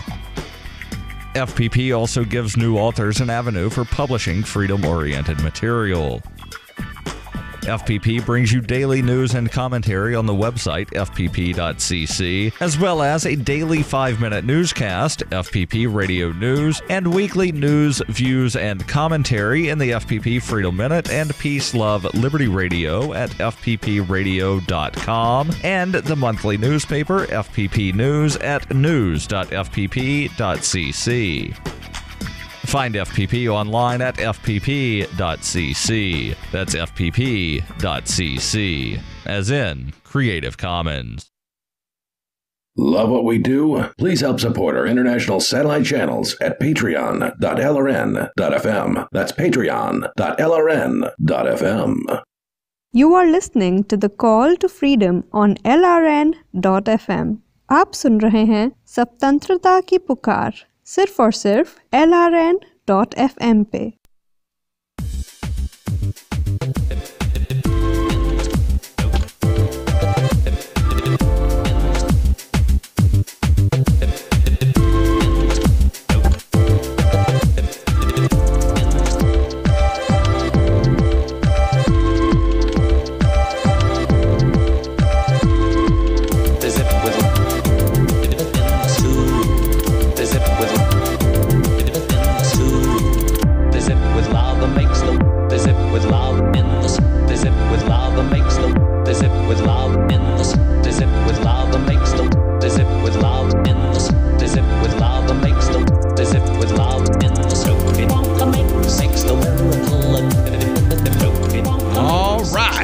The Call to Freedom. Who makes everything wonderful? What is that guy saying? The Crypto Man can. Oh, this? Yeah. It's cut up. It's from the it's the Candyman song from the Willy Wonka movie. Just all like chopped up to make it sound cool. Yeah, Willy Wonka makes, he's talking about the miracle, I don't know what he's talking about. Yeah, I'll show you the video and then you'll be like, oh, okay, I get it now. All right. But it's from the Candyman, I like it. The Crypto Man. The Crypto Man can. The Crypto Man can get you. I'm lost now. Never mind. It happens. I don't know. 'Cause your coins are good. Anyway, so the story I was talking about before we went out to break, we're going to have, it's JP Morgan's CIO predicts blockchain will replace existing technologies. Let's see here. JP Morgan's CIO Lori Beer said at a press conference in Buenos Aires that blockchain will replace existing technology in a few years, according to the Argentinian website Crypto 24/7. We will see a greater and wider use of blockchain, and in a few years, blockchain will replace the existing technology. Today, it only coexists with the current one, Beer said. Beer explained to Crypto 24/7 that JP Morgan uses blockchain technology to simplify the payment process and to store customer information related to Know Your Customer policies. She added that blockchain technology helps to prevent money laundering, Beer further explained the use of blockchain technology by the bank. We're currently following many paths. We invented a blockchain with an open code based on Ethereum.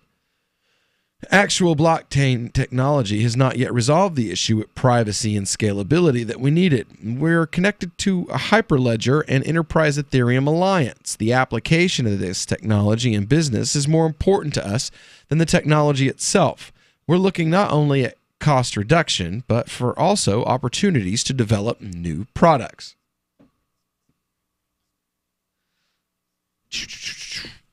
Yeah? No? Okay. I'm not surprised. It's good to hear them finally realizing that, blockchain and Bitcoin are two different things. One just happens to be built on blockchain technology. Yeah. They've been throwing out the baby with the bathwater, so to speak. And so, Bitcoin is a bad technology. They don't know what they're talking about, and that was pretty obvious by them not knowing the difference. Yeah. So it's good that they've learned the difference. Now they need to fire Jamie Dimon at the beginning somewhere. No, that's Goldman Sachs, isn't it? Yeah. Beer was also asked about JP Morgan's position on buying cryptocurrencies. She explained that the bank only supports what is regulated and has specialists who are evaluating what's happening with the virtual currencies.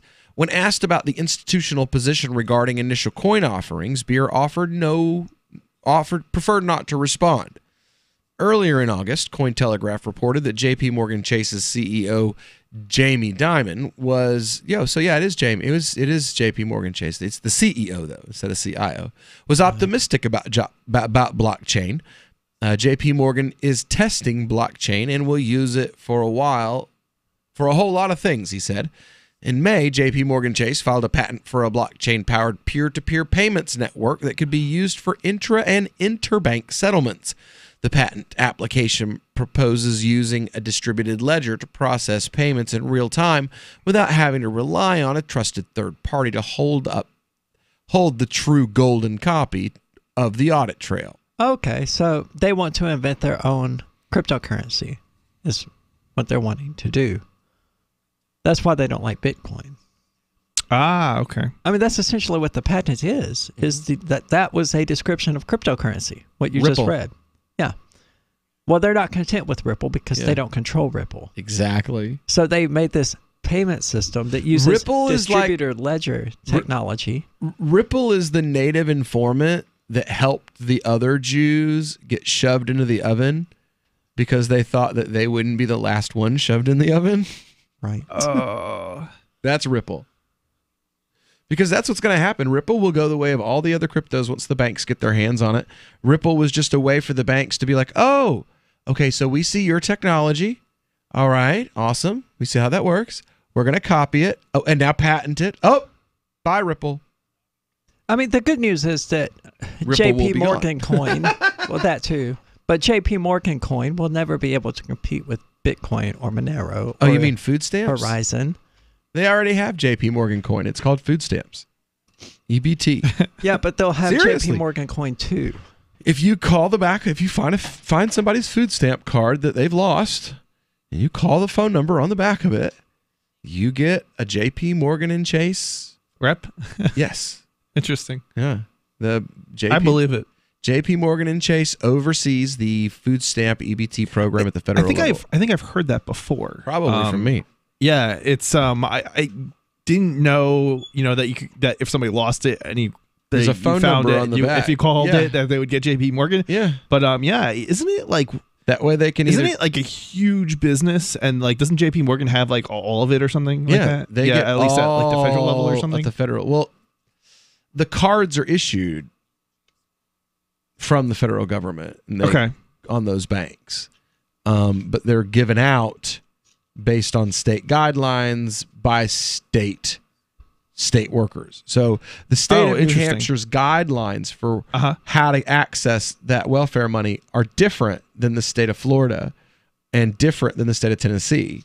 And the states all go through one central federal entity. Well, the states pay a certain amount to the federal government for that. Okay. And the federal government puts in a certain amount as well to keep the system running. wonder if you could So get like something. any good Ponzi scheme, Cheating it requires food a bit of stamps. money. to Cheating get on going. food stamps is federal. Really? Because you're cheating, and because a lot of that stuff comes in the mail too. So like it's federal on top of federal. Okay, gotcha. If you steal somebody's food stamp card, that's 2 federal charges. You have stolen the mail, and you have stolen a food stamp card. So that's 2 federal Well, that's charges. assuming it's stolen from the mail, correct? Well, yeah. I mean, yeah.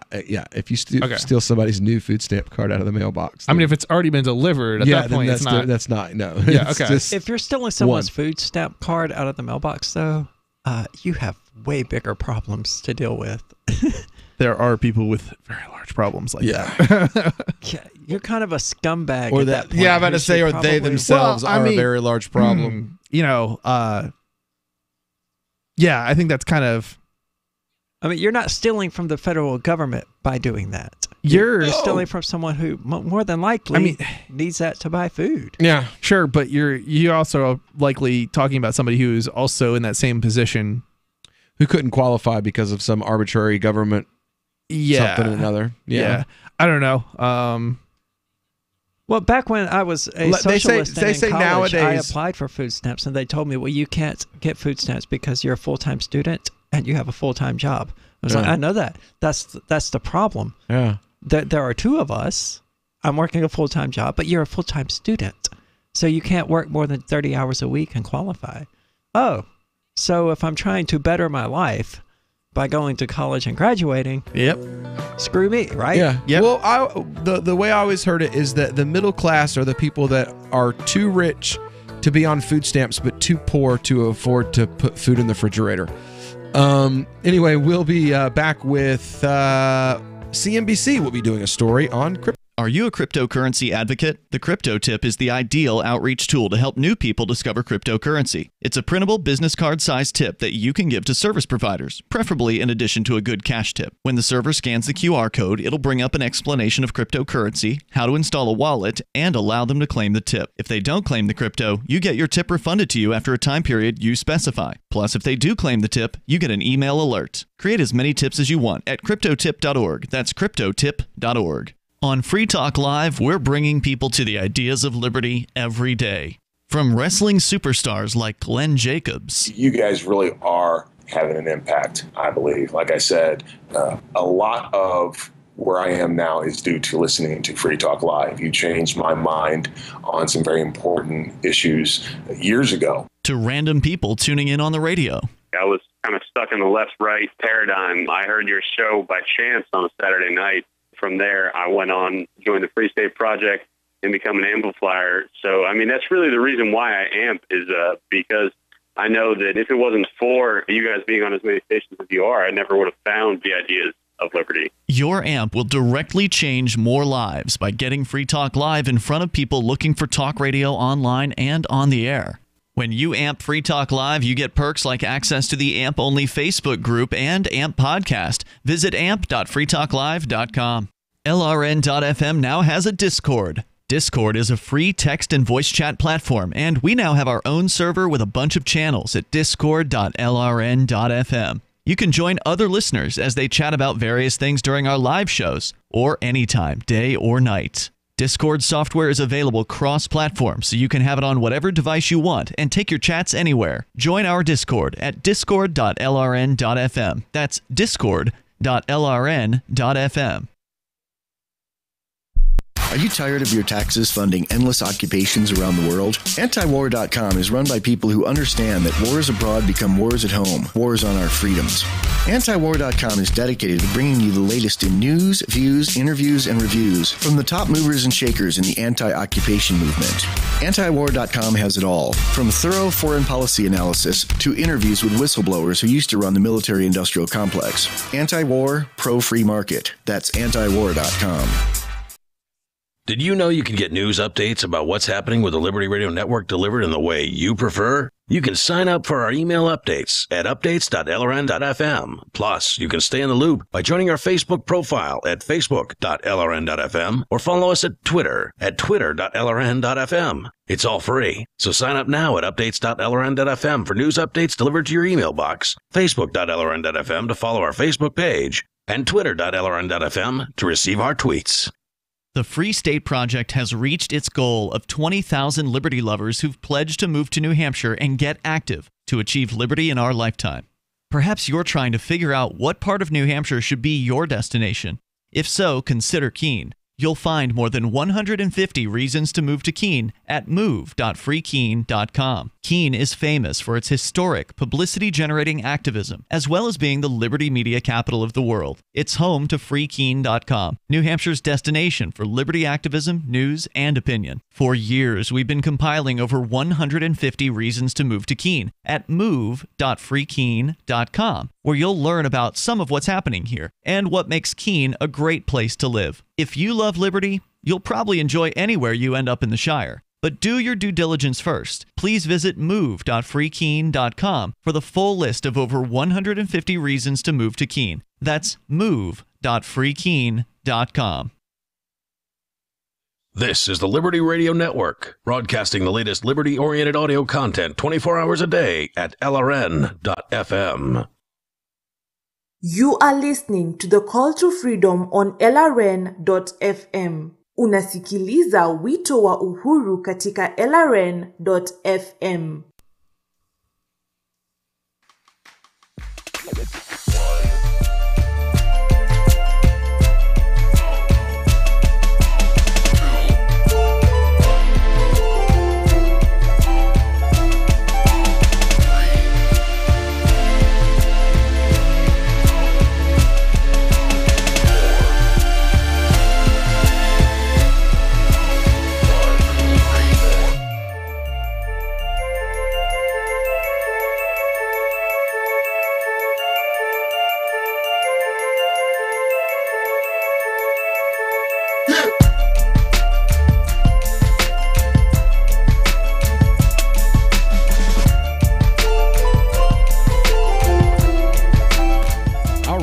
Back into the Crypto Hour here on LRN.FM, on the Call to Freedom on LRN.FM. It is the final segment of this Tuesday afternoon Crypto Hour. And, well, it turns out in the next few days, well, either last night or this coming Monday. Maybe it was last night. Was it last night? What are we talking about? Yeah, last night, or I'll have to check. Either last night or this coming Monday, CNBC is going to be putting a little, from what this looks like, possibly comical Bitcoin documentary called Bitcoin Boom or Bust. We've got a little trailer for it that we're going to play for you really quickly. Oh, I hate the way it does that. So without any further ado, this is the trailer for the upcoming documentary, HODL, Bitcoin Boom or Bust. I just want to set the record straight. It is not HODL. That sounds really stupid. It's HODL. HODL, the most important acronym in the Bitcoin vernacular. It means hold on for dear life, no matter how tempting the day trade might be. I'm holding all these Bitcoins till they're million and stable. And the poster child for hodling? One paw to another. You guessed it. You buy on the dip and HODL. Okay. Do you have to use that intonation with a deep, low voice at the end? Unlike other Bitcoin millionaires who've cashed in their staggering returns for Lambos and yachts, we call traders. Crypto Kid keeps his paws off his windfall altogether, believing the price of Bitcoin will skyrocket in the years to come and eventually replace traditional currency. Everybody thinks they're a genius because they put in $100 and it went up to $1,000. You may have just got lucky. If you can hold on to that $1,000 or make it grow for the next 10 years, then you're a genius. In fact, Justin hodls so hard, he's even found a way to avoid rent. I sold all of my stuff, moved into the most frugal living environment I could. A treehouse. Yeah. There it is. Home, sweet home. You actually live inside there. On a day like today, snowstorm going on. Yeah, it's like they want to make Bitcoin mining rigs to show you. It keeps it heated. That's it. Yeah, that's the. They could not possibly have picked a bigger idiot. Dude, there is a difference. I mean, have you read the story of Ebenezer Scrooge, because that's you, dude. You're sitting on all of this wealth and you're going, I'll just live in a treehouse. Ebenezer Scrooge was not that cheap, man. Even he had a real house. Oh, it reminds me of have any of you guys seen it's called Totally Baked. It's called a mockumentary. No? No. It's a mockumentary about cannabis and cannabis laws and stuff like that. And they do a clip. And is it as good as Bob Saget's clip from Half Baked? Well, I can't find it. I wish I could. Basically, there's this guy, and his name is Dusty, I think, and he's like, man, who are the fastest man? He's wearing like a Mexican rug and he's got like long hair. And there's the chick on stage, and she's a lawyer, and she's pro cannabis legalization, and she's talking about laws and constitution. And then they're like, well, let's bring pro pot activist Dusty Stoned Good. And he's like, hey, what's up, man? And he comes out with like these round sunglasses and a big hippie hair and the peace sign headband. And he's like, yo, man, we all just want to get stoned and smoke a fat doober, but the fastest, man.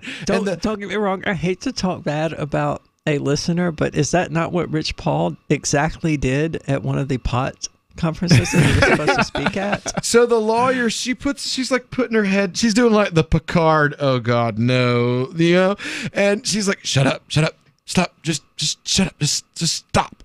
And then when it's all over with, she's like, come on, he's like, come on, let's go back to my place and we'll fire up a spliff. And she's like, dude, Dusty, shut up, and please don't ever help me again. And then she leaves. And the guy, the guy who has, it's called the Milk for Cute Babies and Kittens Act. Milk for Cute Babies and Kittens Act. That's brilliant. And how to guarantee an act passes. And so the politician and the guy, like the Phil Donahue type guy, each pull out a envelope of money, and the pot activist, he pulls his wig and the sunglasses off and rolls it all up and throws it over there, and he's like, ugh, and rolls his sleeves down, and they give him his money, and he's like, yeah, that ought to derail pot legalization for the next 3 years. Right. That's this documentary. That's what it looks like. That they specifically, like, I've never even heard of this guy. I've never heard of anyone called the Crypto Kid. The Crypto Kid. I've heard of Mad Bitcoins. Not when I was little. I played a game called Casino Kid, and that's kind of similar, only you didn't live in a treehouse and you weren't a moron. That was a pretty nice treehouse he had, though. Yeah, the Milk for Cute Babies and Kittens Act. It may have been, granted. I don't know. I didn't look at it, but it's still a treehouse. And Tis true.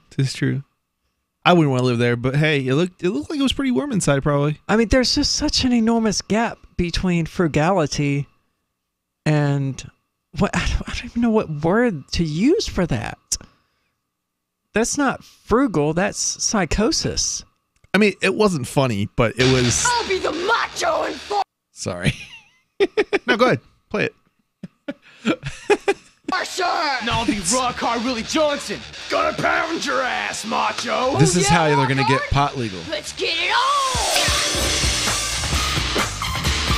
Teenage boys wrestling in Christian households. That's only going to appeal to priests. Boys! Oh, no, you don't. Not on my watch. Dad! We were just messing around. I can see that. Johnny, go home this instant. As for you, mister, you're getting the bong. Honey, bring me my 5-foot matrix. Pronto. By now, you've heard the exciting news that smoking pot cures most forms of homosexuality. I'm living proof. I'm Reginald Stevens, and I used to be a flaming queen. But after smoking ganja daily, I'm as straight as Cher's pubes.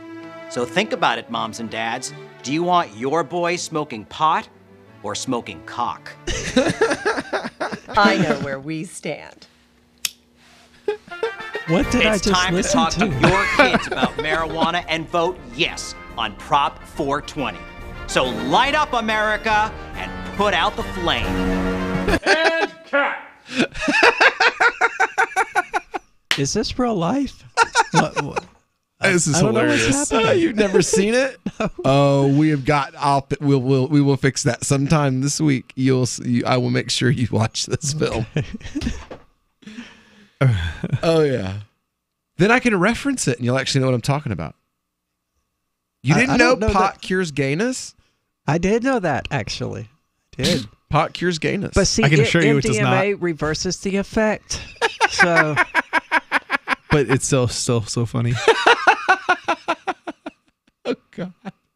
Okay, when we get back, wow, that's too loud. And when we get back here on the Call to Freedom in just a moment, we're gonna have Ray Comfort with us. So don't go anywhere.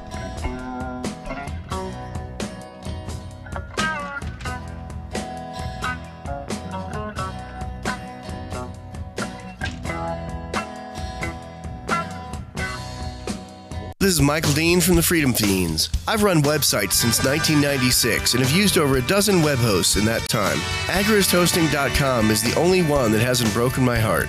Agrist Hosting's uptime and service is stellar, and their DDoS mitigation is the best I've seen.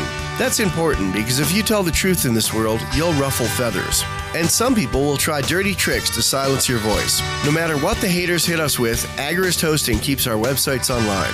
If you have a mission-critical commercial presence or a world-changing activism site, you cannot tolerate any skullduggery.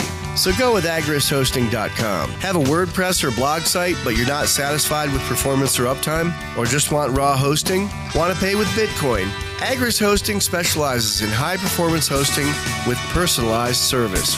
Go to AgristHosting.com and click on the button that says Get Hosted. That's AgristHosting.com.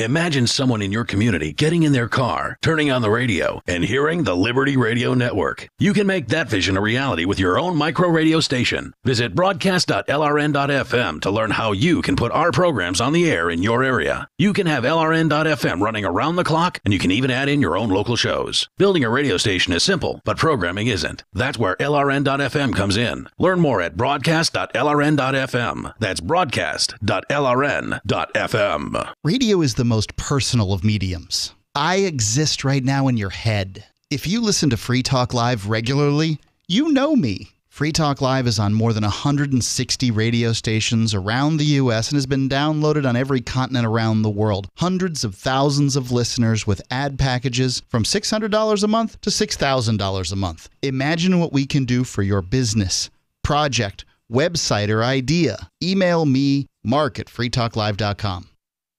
More of the Call to Freedom is coming up next, live after the news on the Liberty Radio Network at LRN.FM. From Keene in the Shire, the Liberty Media capital of the world, this is Daryl W. Perry, host of FPP Radio News for Tuesday, August 28th, 2018. Silver is trading at $14.93 per ounce. Gold is valued at $1,212 per ounce. Zen is trading at $20, and the average price of Bitcoin is $7,026.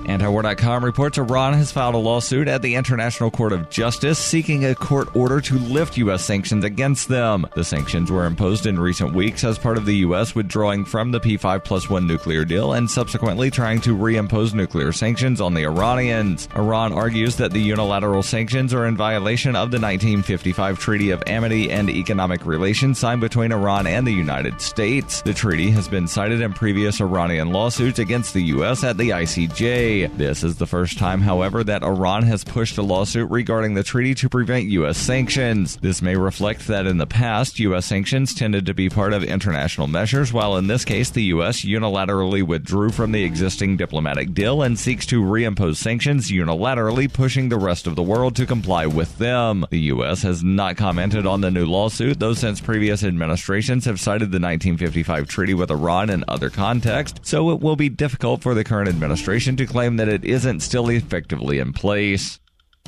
In 2115 New England, there are no borders, no states, and no regulations, yet never has a more peaceful and prosperous place existed. But Mr. Drake Security Company has seen better days. Faced with the prospect of waning power, Mr. Drake intends to replace the anarchy of New England with a government. But at what cost? Will anybody care? And can anyone stop him? Anarchy in New England by Joe Jarvis is available from Amazon.com and all major bookstores. UPI reports U.S. Secretary of Agriculture Sonny Perdue announced Monday that the Trump administration will release more than $6 billion of the $12 billion in aid it promised to farmers impacted by tariffs. The soybean industry, which has been hit hard by tariffs, will get the bulk of the initial relief package, totaling $3.6 billion in aid. The pork industry will receive $290 million, followed by the cotton industry with $276 million. The wheat, sorghum, and dairy industries are slated to receive more than $100 million each. Another $1.2 billion will be used to purchase commodities such as apples, pork, dairy, and a variety of other food products. Sonny Perdue said in a statement, "Early on, the president instructed me as Secretary of Agriculture to make sure that our farmers did not bear the brunt of unfair retaliatory tariffs. After careful analysis by our team at the U.S. Department of Agriculture, we have formulated our strategy to mitigate the trade damages sustained by our farmers. Our farmers work hard and are the most productive in the world, and we aim to protect them." Not all industries are satisfied with the amount of relief. Approximately $96 million has been set aside for the corn industry, while the National Corn Growers Association said that was not enough to offset the impact of tariffs. But with farmers' income down nearly 7% this year and at their lowest point since 2006, the aid announcement was welcomed by other farming lobbyist groups. You can support FPP Radio by shopping online. Whether you're looking for precious metals, bitcoins, or books, you'll find that and more at shop.fppradio.com. Every purchase you make from one of my affiliates, like Namecheap and Amazon, at shop.fppradio.com helps fund FPP Radio. Or you can shop directly from FPP with Bitcoin in the Bitcoin store. That's shop.fppradio.com. Reuters reports a federal judge on Monday extended a ban on the online distribution of 3D printed gun blueprints, a win for a group of mainly Democratic-led states that said such publication would violate their right to regulate firearms and would also endanger their residents. District Judge Robert Lasnik in Seattle issued the extension of a nationwide injunction, blocking a Texas-based group from disseminating files on the internet for printing plastic weapons. Lasnik's prior order, issued on July 31st, blocked the release of the blueprints hours before they were set to hit the internet. The ban was due to expire on Tuesday, and the new one will remain in place until the case is resolved. Monday's decision blocked a settlement between the Trump administration and Defense Distributed, a group that argues access to the online blueprints is guaranteed under the U.S. Constitution's First and Second Amendments, which supposedly protect free speech and the right to bear arms, respectively. A group of 19 U.S. states and the District of Columbia sued the U.S. government in July, arguing that publishing the blueprints would allow criminals easy access to weapons. They also said the Trump administration had failed to explain why it settled the case. This has been FPP Radio News, online at fppradio.com. Did you know that 35% of high school girls report that they've only had sex with one or two partners a year, instead of having the living shit out of them by any guy they see? Did you know that only half of all 17-year-old males report without a condom, even though it's really the only way to go? There are thousands of American teenagers today who are unaware of the full benefits of your brains out all day, every day. These otherwise average high schoolers haven't been taught about every chance you get, pounding each other dry, and never ever pulling out. Every sexually active high school student should know this stuff. Ditch the condoms, because it's always better raw. Stop worrying about STDs. Every chance you get. Just keep and strangers, doesn't matter who. And most importantly, be direct with your partner about how badly you want to fuck their brains out. is the Onion News Network. You are listening to the Call to Freedom live on LRN.FM. تستمعون إلى نداء للحرية مباشرة على LRN.FM.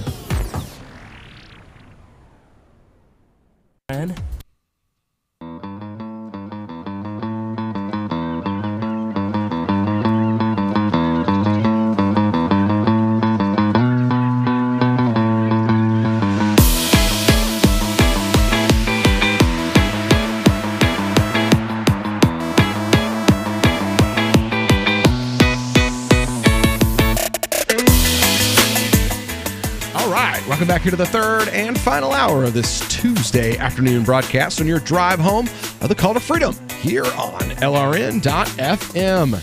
Tuesday? Well, then what in the world am I doing here? For real, Tom. Why do we have Tom on the show today? Oh, that's right, because I'm wicked outnumbered today. So I'm actually not. Yeah, we have that's another right. Atheist. Yeah, we have Chris on today. Yeah, I'm on. Yeah, so that's what I said. I'm outnumbered today. Yeah. I'm the only non-atheist that's on Tuesdays, usually, which is fun when we do like our faith and reason and stuff like that. Like today, we talked about the Big Bang Theory and the expanding universe theory and the differences and. You know glad they're canceling that show, by the way. Right, and how that's what we said. How the Bible describes a static universe, whereas the Quran describes an expanding universe, and the differences and how those two scriptural positions has allowed the two faith traditions to approach some of these different subjects and stuff like that. It's nice to. I'm not sorry be I missed that because there's a lot of diversity among cosmological views among Christians. My personal position is I don't care, but right, that wouldn't have made for very good radio, I suppose. So, but yeah, I've got Tom Gray with us. He's our legal mind coming in from East Tennessee. Ooh, Ray, I hear you myself in the background. There we go. Also, we've got Chris Wade from Think Penguin, thinkpenguin.com. Hello. Right? And along with Aria DeMezzo, the Queen of Crypto herself, and then little old me. And we're joined right now, as you can hear, I just unmuted his phone line, by the well-known Christian polemic, Ray Comfort. How you doing today, Ray?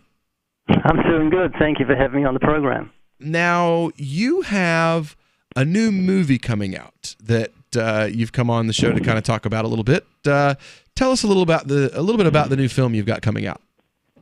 Well, I did a parody for years where I held up a Coke can and made fun of the thought that a Coke can could make itself from nothing. You know, it's got a lid, it's got a tab, it's got a shape, etc., contains liquid, etc. And then I'd hold up a banana and say the banana is the atheist nightmare because it also has a tab. It has perforations on the biodegradable wrapper. It has outward indicators of inward contents: green too early, yellow just right, black too late. It's good for you, palatable, just the right shape for the human mouth, and it's even curved toward the face to make the whole process so much easier. And it was just a silly thing I used to do for Christians for about 25, 30 years to show the stupidity of atheism, to believe that nothing created everything, which is what atheists believe. Oh, and oh boy. That is. Let him finish plugging his movie, and then you can hear it. Give me a break. You can hold that for a minute. And so I did it for our television program. I, for years, have done a television program with actor Kirk Cameron. And I said, when we're doing a program on atheism, he used to be an atheist, I said, I'll do the banana routine. He said, look, atheists will mock you. I said, look, this is Christian television. Atheists aren't even going to see it. And so we did it. And years later, someone came up to me and said, hey, you're all over the internet. I said, what are you talking about? And someone had taken the banana routine, thrown away the Coke can, and made out that I was saying the banana is evidence for God's existence. And it made me look like an idiot, just the way it was presented. It was pretty funny. And yeah, and so anyway, I thought it was just a bump in the road, no problem, and it wasn't. It was just a bump in the road until Richard Dawkins got hold of it and started doing the parody on international television, on CNN and universities, and on the internet, and suddenly I became worldwide known as the idiot celebrity atheist, atheist celebrity. And, a wonderful thing began to happen. Atheists would invite me onto their program, and just because I was the clown, the banana man, they didn't feel intimidated, and they were quite surprised I could string a whole sentence together, and they let me speak and share the gospel. So I've had the privilege of sharing the gospel on atheist programs. I'm good friends with Lawrence Krauss, Penn Jillette, David Silverman, the president of American Atheists, or ex-president of American Atheists. Lots of atheists I'm friends with because of the stupid banana man label that's been given to me. So the whole story is quite amazing, and there's a wonderful incident that happened with Penn Jillette and other things, and people can see the trailer at bananamanstory.com, bananamanstory.com. Thank you for letting me do that. I do love the idea of taking something generally negative and turning it into something positive. Yeah, it's pretty cool. So kudos on that, for sure. Oh, thank you. I even bought a Banana Man shirt, a shirt with bananas all over it the other day. So that's why I don't feel embraced bad about having the banana here, is because you have owned it, I have the Bananarchy shirt that I bought from Dobby Barker like 2 years ago, and it's like it's just the anarchy symbol made out of bananas. I should have worn that. Yeah. You should have. Yeah, I totally missed an opportunity. Oh well. So you're not wearing that on the Twitch today, is what you're saying? No, I have my Ship of Fools shirt on. This will be the last time we get a big name guest on the show. You can't even bring the funny banana shirt for the Banana Man. Now come on, we're gonna now you have to take that back, Tom. We're gonna have Timothy Winter, Abdul Hakim Murad, the head of the Islamic Studies Department at Cambridge University, on next month. So we have at least one more big name guest before that claim can be true. Just one. Speaking of big names, Ray, I did get to see an advanced copy of your movie. You mentioned Penn Jillette, and he is kind of in the movie, but he's kind of not. Is there a story there that you'd like to share? Why? Oh, yes. There was a threatened lawsuit if we showed his face or name. Because I love lawsuits. Yes. He's a lawyer. I love Penn. He showed up. I was interviewing Professor Lawrence Krauss in a hotel room in Las Vegas for our movie, The Atheist Delusion, and Penn Jillette showed up, and it was quite an amazing experience because there were 4 film crews, 4 cameras, 4 sets of lights. The atmosphere was electric, and I interviewed Lawrence Krauss, and then Penn Jillette said, "Give us more!" So Lawrence Krauss interviewed me, which was great. And I said, "Penn, come and sit with me and let's talk about it, because you've said, somebody sit down and tell me why it is that intelligent people believe the stupid stories of the Bible. It's crazy." He said, "Where's the Rosetta Stone? Somebody tell me." But he wouldn't sit with me and get on camera, even though the cameras are rolling. So I thought, well, that's an opportunity lost. So I went down with the camera crew to get in the van, and he followed me down and began asking me questions about God on the sidewalk. Who made God, etc. And we talked for, I think, something like 13 minutes, and the cameras are rolling. We got it all on film, and we had a great time. And then he talked about the incident on his radio program, on a magazine. He talked about the incident, and then I got a message from an email from his manager saying, if you put Penn in the movie, we will sue you. Well, we'll see our lawyers in New York. So we took him out. There's no voice, no face, but we talk about the incident where I shared proof of God's existence with Penn Jillette. And for some reason, he doesn't want that out there, which is very strange. I want that out there. What proof of evidence? What proof of God's existence are you referring to? Are you an atheist? I am. So you believe the scientific impossibility that nothing created everything? I don't recall saying that, and I don't recall science suggesting that. Tell me what you believe, because that's what P.Z. Myers believes, Lawrence Krauss, Paul Davis, Richard Dawkins. That is a misinterpretation of what they believe.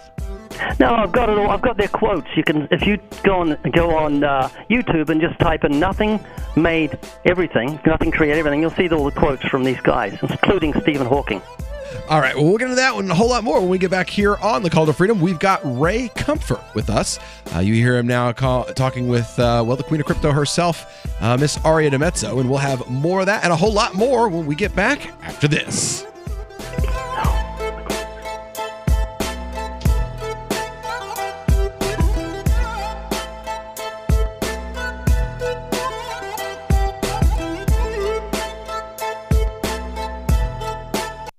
This Your Family Today tip is brought to you by Stouffer's, helping bring your family together with wholesome dinner options, even on the busiest of nights. Find dinner table ideas to bring your family together at letsfixdinner.com.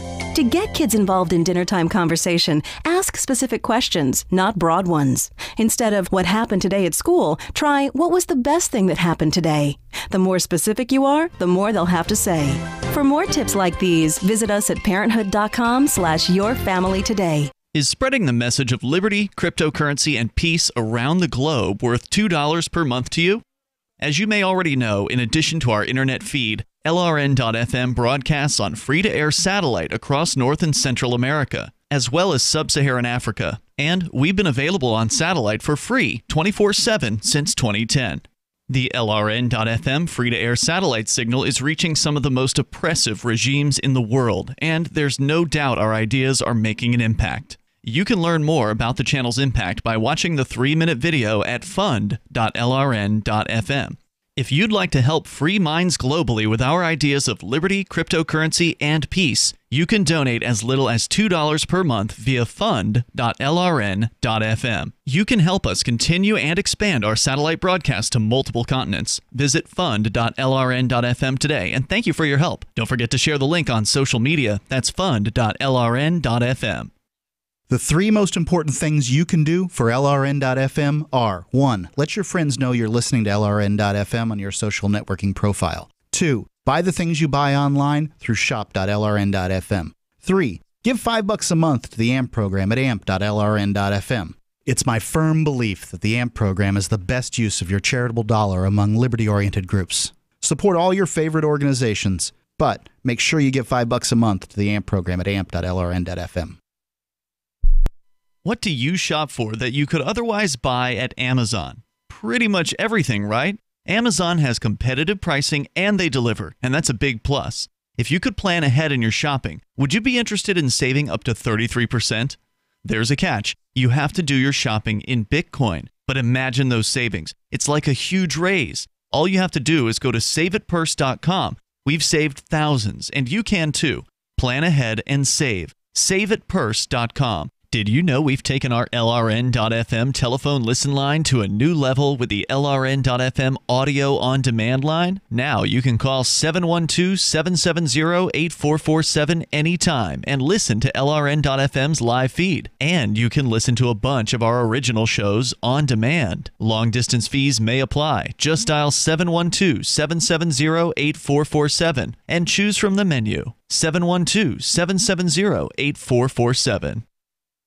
While waiting to interview for a web consultant position with local marketing firm BizCo, applicant Ryan Ehrlich told Onion reporters he wasn't entirely sure he was dynamic enough for his prospective employer. When I first saw that the agency was looking for a leader willing to contribute as a valued member of the team, I thought I was the perfect fit.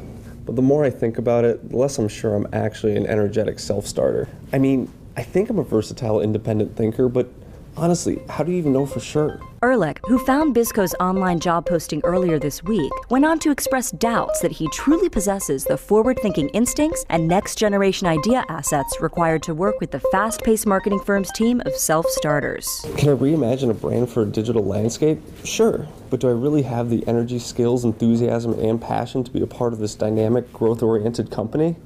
I just don't know. Oh God, who am I kidding? There's no way I'm on the cutting edge. This is the Onion News Network. You can sign up to receive the latest about the Liberty Radio Network via our email updates at updates.lrn.fm. That's updates.lrn.fm. This is Angel Clark, and you're listening to The Call to Freedom on LRN.fm.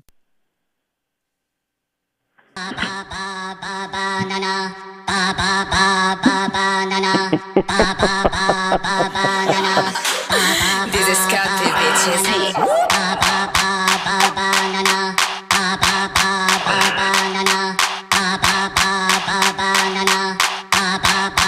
Turn the fuck up.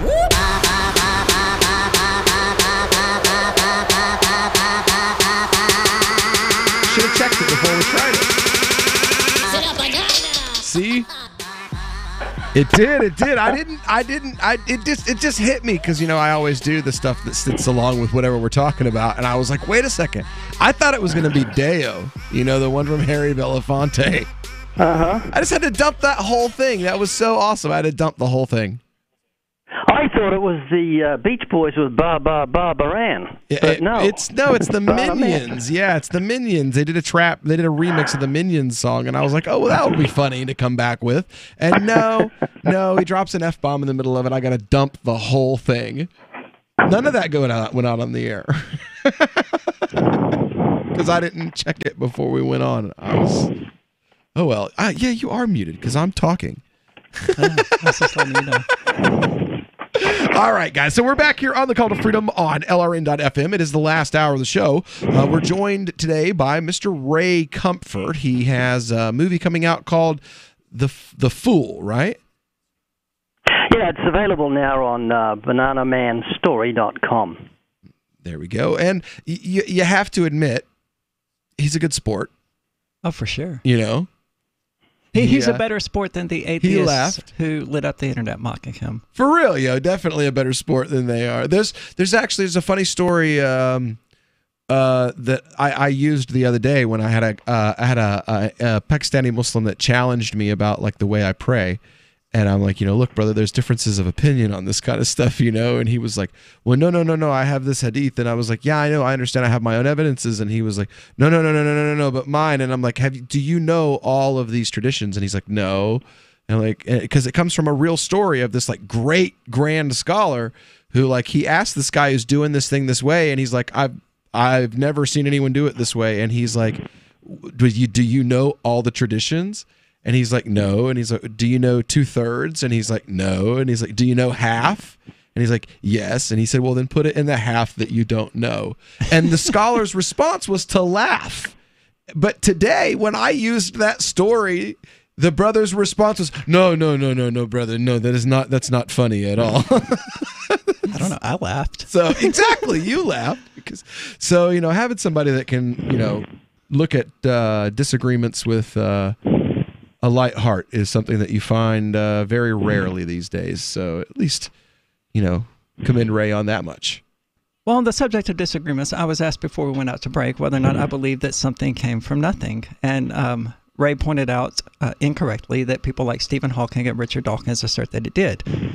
When what we assert is that the Big Bang originated with a singularity, and we don't know what came before.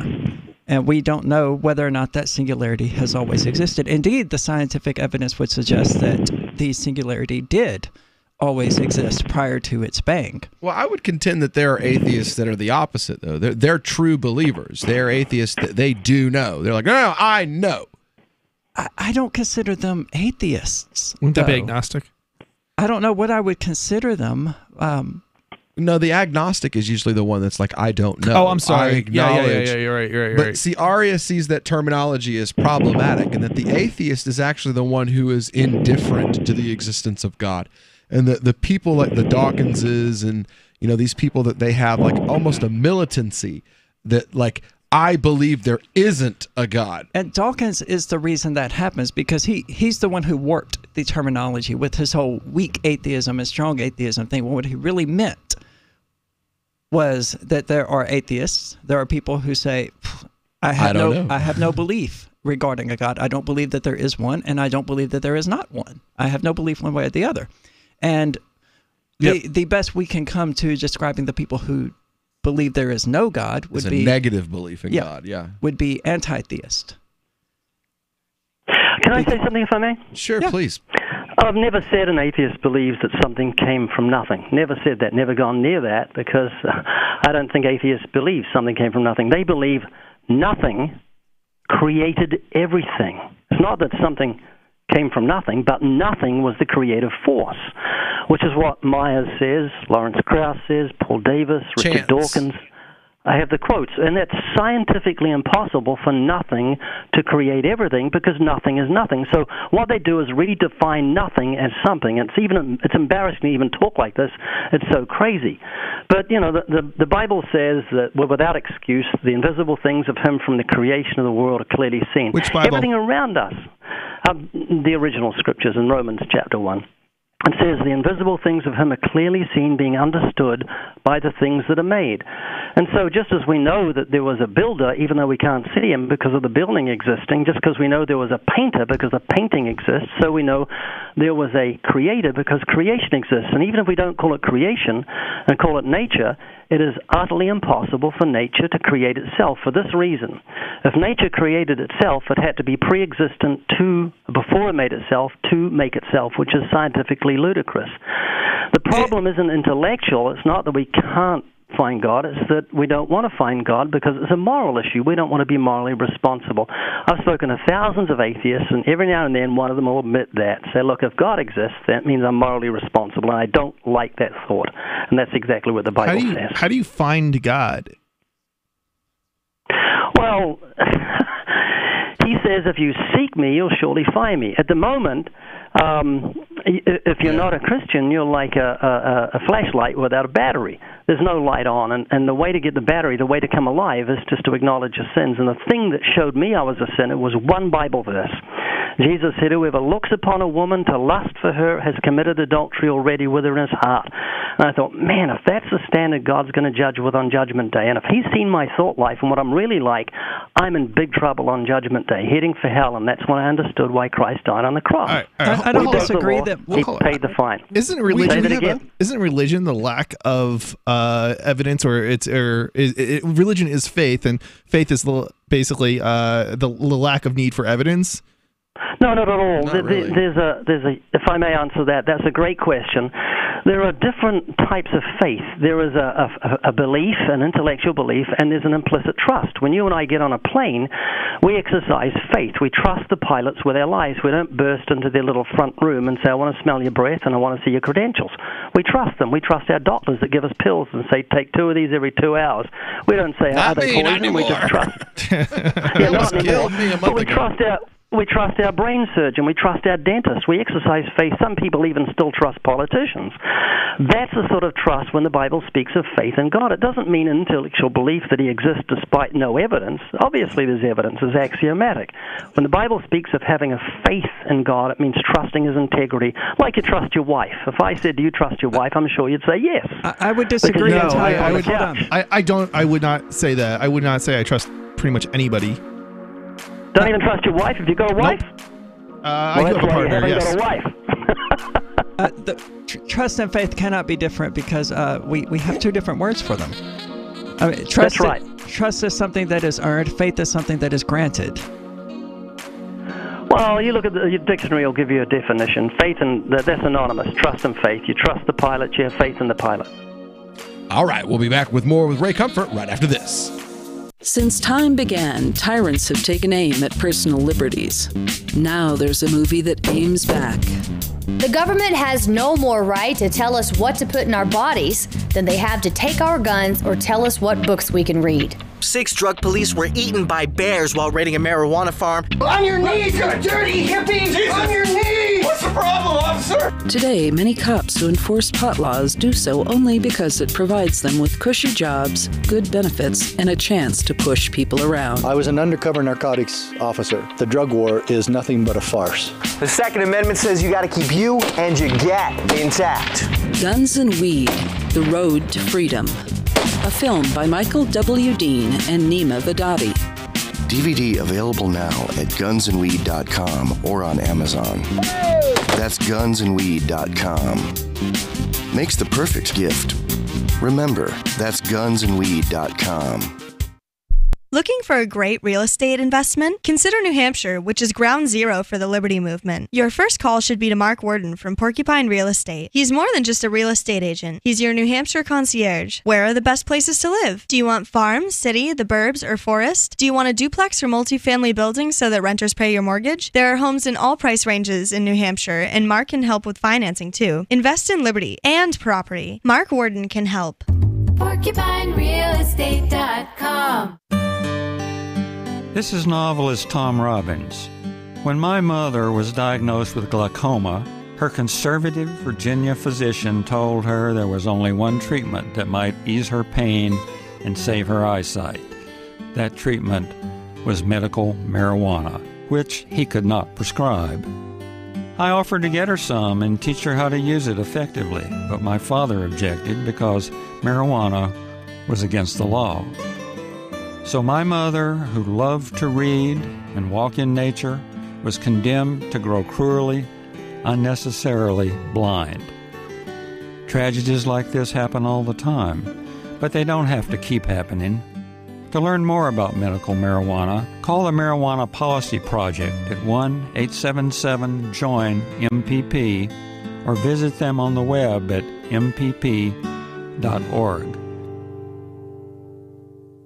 Some of you asked, and now we've delivered. LRN.FM's live Keene, New Hampshire studio shows are now streamed in HD on Twitch. Visit our channel at twitch.lrn.fm and give it a follow. If you have Amazon Prime, you get one free subscription on Twitch. If you use it on our channel, Twitch will give LRN.FM a monthly piece of your Prime subscription cost. So please watch, follow, share, and subscribe to twitch.lrn.fm. That's twitch.lrn.fm. Why did you move to the Shire? I moved here to the Shire because there's other people around who take liberty just as seriously as I do. I moved to the Shire because I saw videos of people challenging authority and thought that I could get support myself. It called to me, like, do this right now. I wanted to be around people like me who got it. And once I got here, I knew there was nowhere else that I wanted to be. I've always wanted to change the world. So I moved to the Shire to join people who were actually working towards doing the same thing. The people here are awesome, loving, and positive. It was for the adventure and for the feeling of something important is happening here. And I just wanted to come to sort of be part of that. Visit ShireSociety.com to read and sign the Shire Society Declaration and learn the reasons why, if you love liberty, you should immigrate to the Shire. Plus, add yourself to the Shire map at ShireSociety.com. That's ShireSociety.com. What's up next? Visit the Liberty Radio Network program guide to find out at shows.lrn.fm. That's shows.lrn.fm. You're listening to The Call to Freedom on LRN.FM. تستمتعون إلى برنامج نداء للحرية مباشرة على LRN.FM.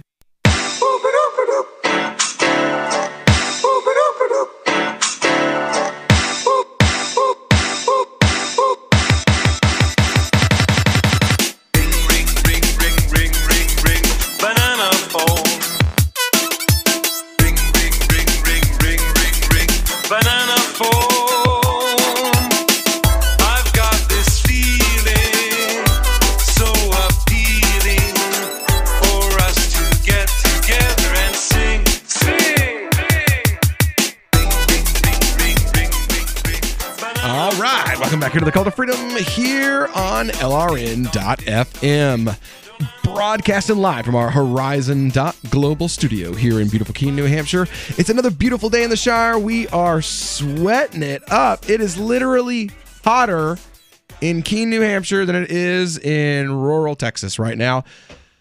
I am just over, like first we move here and it's the coldest winter on record. It's literally colder here than it is at the North Pole.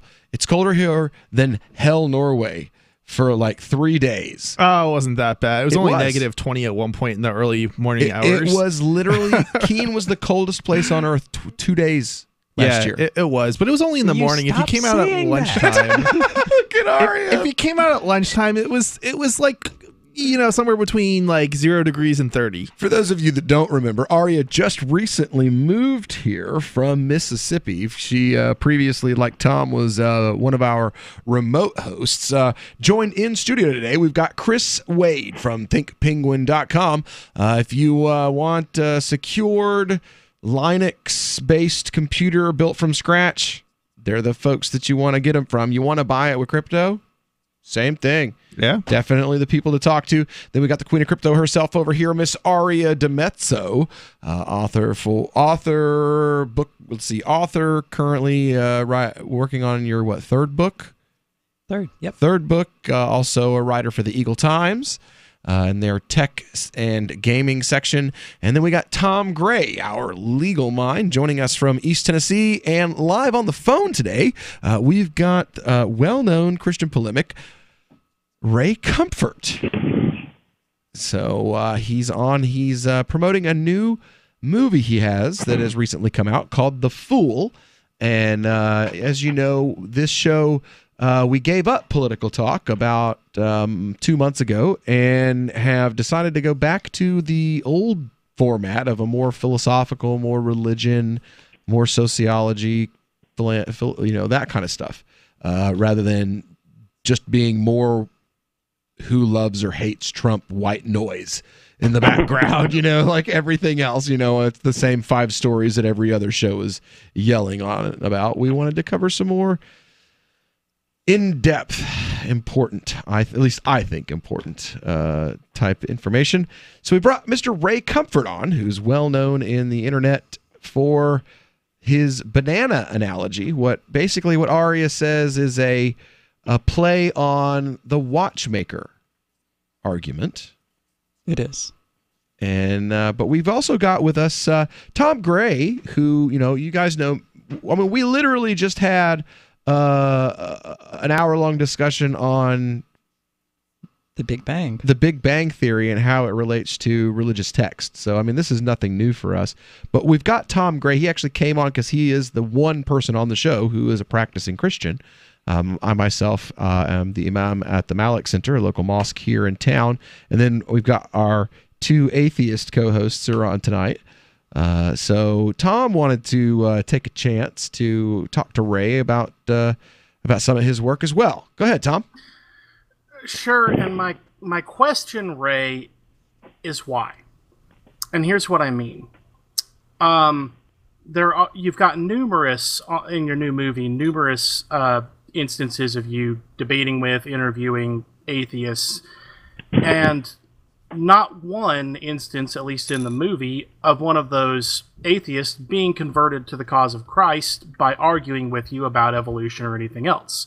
In fact, there's one somewhat sad moment at the end where a gentleman that you had talked to many times over the years passed away tragically, I guess as you were making the movie or at some time before you were able to convince him to convert. So my question to you, Christian, is what is the overall purpose of this ministry where you're constantly arguing with atheists about evolution and science and things that are important to them, but that might not lead them or anyone else directly to Christ? Yeah, good question. Our YouTube channel's got just on 58 million views. We put over 2 new videos each day, and if you look at them, very rarely do I talk about evolution. It's more or atheism. And if I do get to talk to atheists, it's because atheists come to talk to me. And I usually share with them the whole thought that a book couldn't make itself. None of us would believe a book could make itself from nothing with its graphics, full-color pictures, sequential page numbers, and coherent information. A book could not make itself from nothing. And then I talk to them about the fact of DNA, deoxyribonucleic acid, being a coherent language that scientists call a book of life. It's full of information on how to create eyes and ears and bone and skin and blood.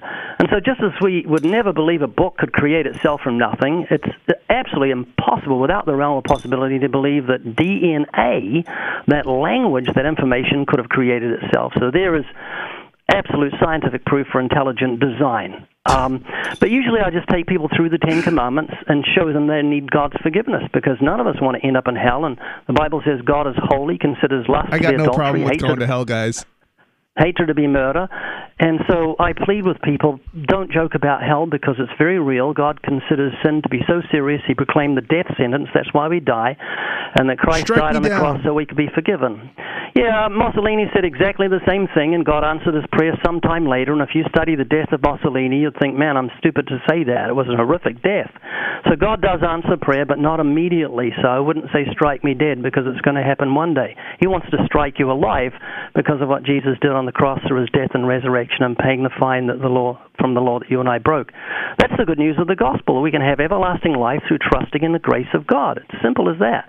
And if hell didn't exist, I wouldn't even bother. But because it does, I plead with people every day, and have done for 47 years, to say, please take the claim seriously, because If there's one chance in a million it's true that Jesus Christ has abolished death, you owe it to your good sense just to look into it. And Aria, I know that you've had a raw experience. It's happened to many people, and they've heard an erroneous gospel promising Christianity to be a bed of roses when there's a whole stack of thorns. It's been disillusioning. But come again and come in repentance and contrition, and God is faithful, and He'll transform you on the inside and grant you everlasting life. It's a very simple gauntlet that I throw down to you. And you see, that when you're actually speaking to someone's heart like that, makes sense to me as a Christian. But when you go back to the arguments you were saying you present to atheists about intelligent design and the design of DNA, that makes sense to me as a Christian, but does it ever actually get you anywhere with atheists versus actually getting to know the person and the hurt that's been in their past? Absolutely. If you watch our free videos, just type in Living Waters on YouTube, you'll find a lot of atheists change their mind within minutes of being spoken to, and I reason to them, call them by name, give them gifts, give them literature, and show them and tell them that I love them. And so they're not just a notch on my belt. These are living people that I love and care about and have meals with and send gifts to. So this is not just all talk. It's not just empty religion. It's caring about people and caring where they spend eternity. Since Aria came up in your mentions, I think she had something to say in response. Actually, we don't have time. It's the end of the segment. We've got about 30 seconds left, unfortunately. Be quick, Aria. No, we can let Ray get something in. Yeah. Go ahead and plug your website, Ray, and tell people. I'd rather just talk to Aria and say I love you and I care about you and I hope things. I hope you can find the truth that I found, and I wish you all the best. No, thank you, Ray. I love you as well. All right. Well, we've been joined by Mr. Ray Comfort tonight. His new movie, The Fool, is out, and you can go check it out. And thank you for coming on and spending some time with us tonight, Ray. You're welcome to come on the show. Thank you, Ray. Again in the future. Thank you. If you'd like. Nice to talk to you. Bye-bye. Take care.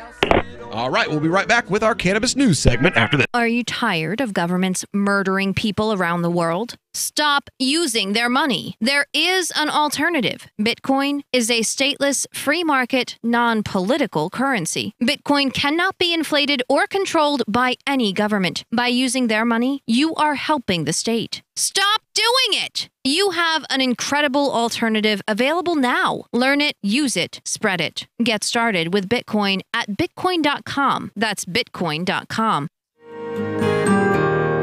So the protection of life, liberty, and property is what the Free State Project is all about. But it's an effort to move 20,000 people who understand. It's about demonstrating to the entire country that, yeah, we can have a free market, a truly free market. Making it just a freer, great place to live.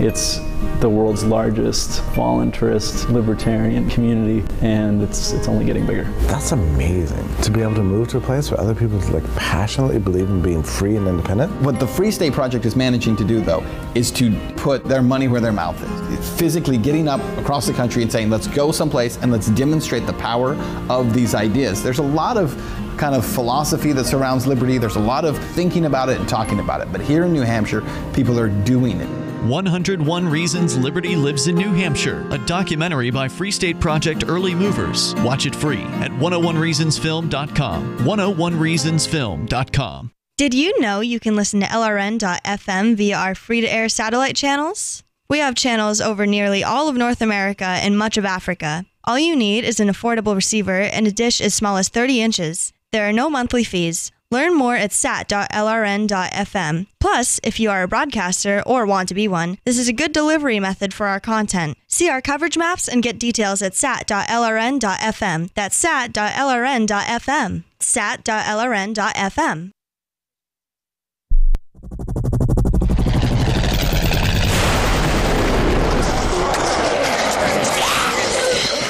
In Survivor Max 2, School Bites, Max must scavenge through a wasteland swarming with the undead. Desperate to find the medicine he needs, he discovers a community of survivors at his former school. Has he finally found the safe haven he's been looking for, or will he discover that school bites? Look for Survivor Max on Facebook, read reviews on Amazon, and read Chapter 1 at survivormax.com. Here's a chance to do a little activism while you're cruising Facebook, Twitter, or Google+. Between the LOL cats, the recipes, the hot girls, and the inspirational sunrise memes, Free Talk Live's posts pass by your newsfeed. Like them, comment. It gives us more exposure. If you don't see our posts, click like at facebook.freetalklive.com and then hover over it to click Get Notifications. It's an easy way to spread the ideas of liberty a bit further. I know you're busy, but you can spare that 1/10 of a calorie it takes to click on something. Facebook.freetalklive.com. When you're coping with bad news and the news media come calling, and they will, don't clam up. As notorious political figures find out the hard way, the cover-up can be worse than the crime. So get out in front of unfavorable news about your company, your group, or organization, or yourself. The sooner you confront a negative story, the sooner it will be over. Responding as quickly to negative stories as you do to positive ones enhances your credibility. Hiding embarrassing information or lying will do more damage than damage control. Never stonewall. Tell your side of the story, use specifics, and detail what corrective action has already been taken. Respond in kind. If the issue is emotional, don't sound like a cold, unemotional Mr. Spock. For more tips on critical communication skills for the way things are now, hit survivalspeech.com. I'm Holland Cook. If you enjoy LRN.FM, please contribute to your favorite shows via their websites and become an amplifier at amp.lrn.fm. That's amp.lrn.fm. You are listening to the Call to Freedom on LRN.fm. आप सुन रहे हैं स्वतंत्रता की पुकार सिर्फ और सिर्फ LRN.fm पे. Let's focus our discussion first on marijuana, okay? Marijuana has a very distinct smell, okay? I'm going to pass around just a little tiny bit, and I want you all to take a smell so you know when someone is smoking marijuana near you.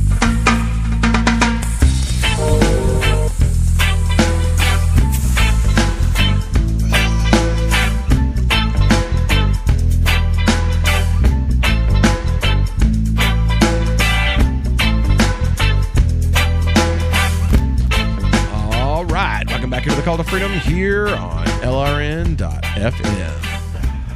We are broadcasting live from our Horizon studio here in beautiful Keene, New Hampshire.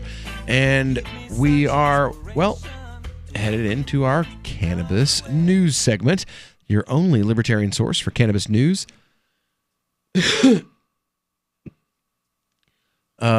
We got a story here says researchers have ID'd genes that will make you more likely to try cannabis.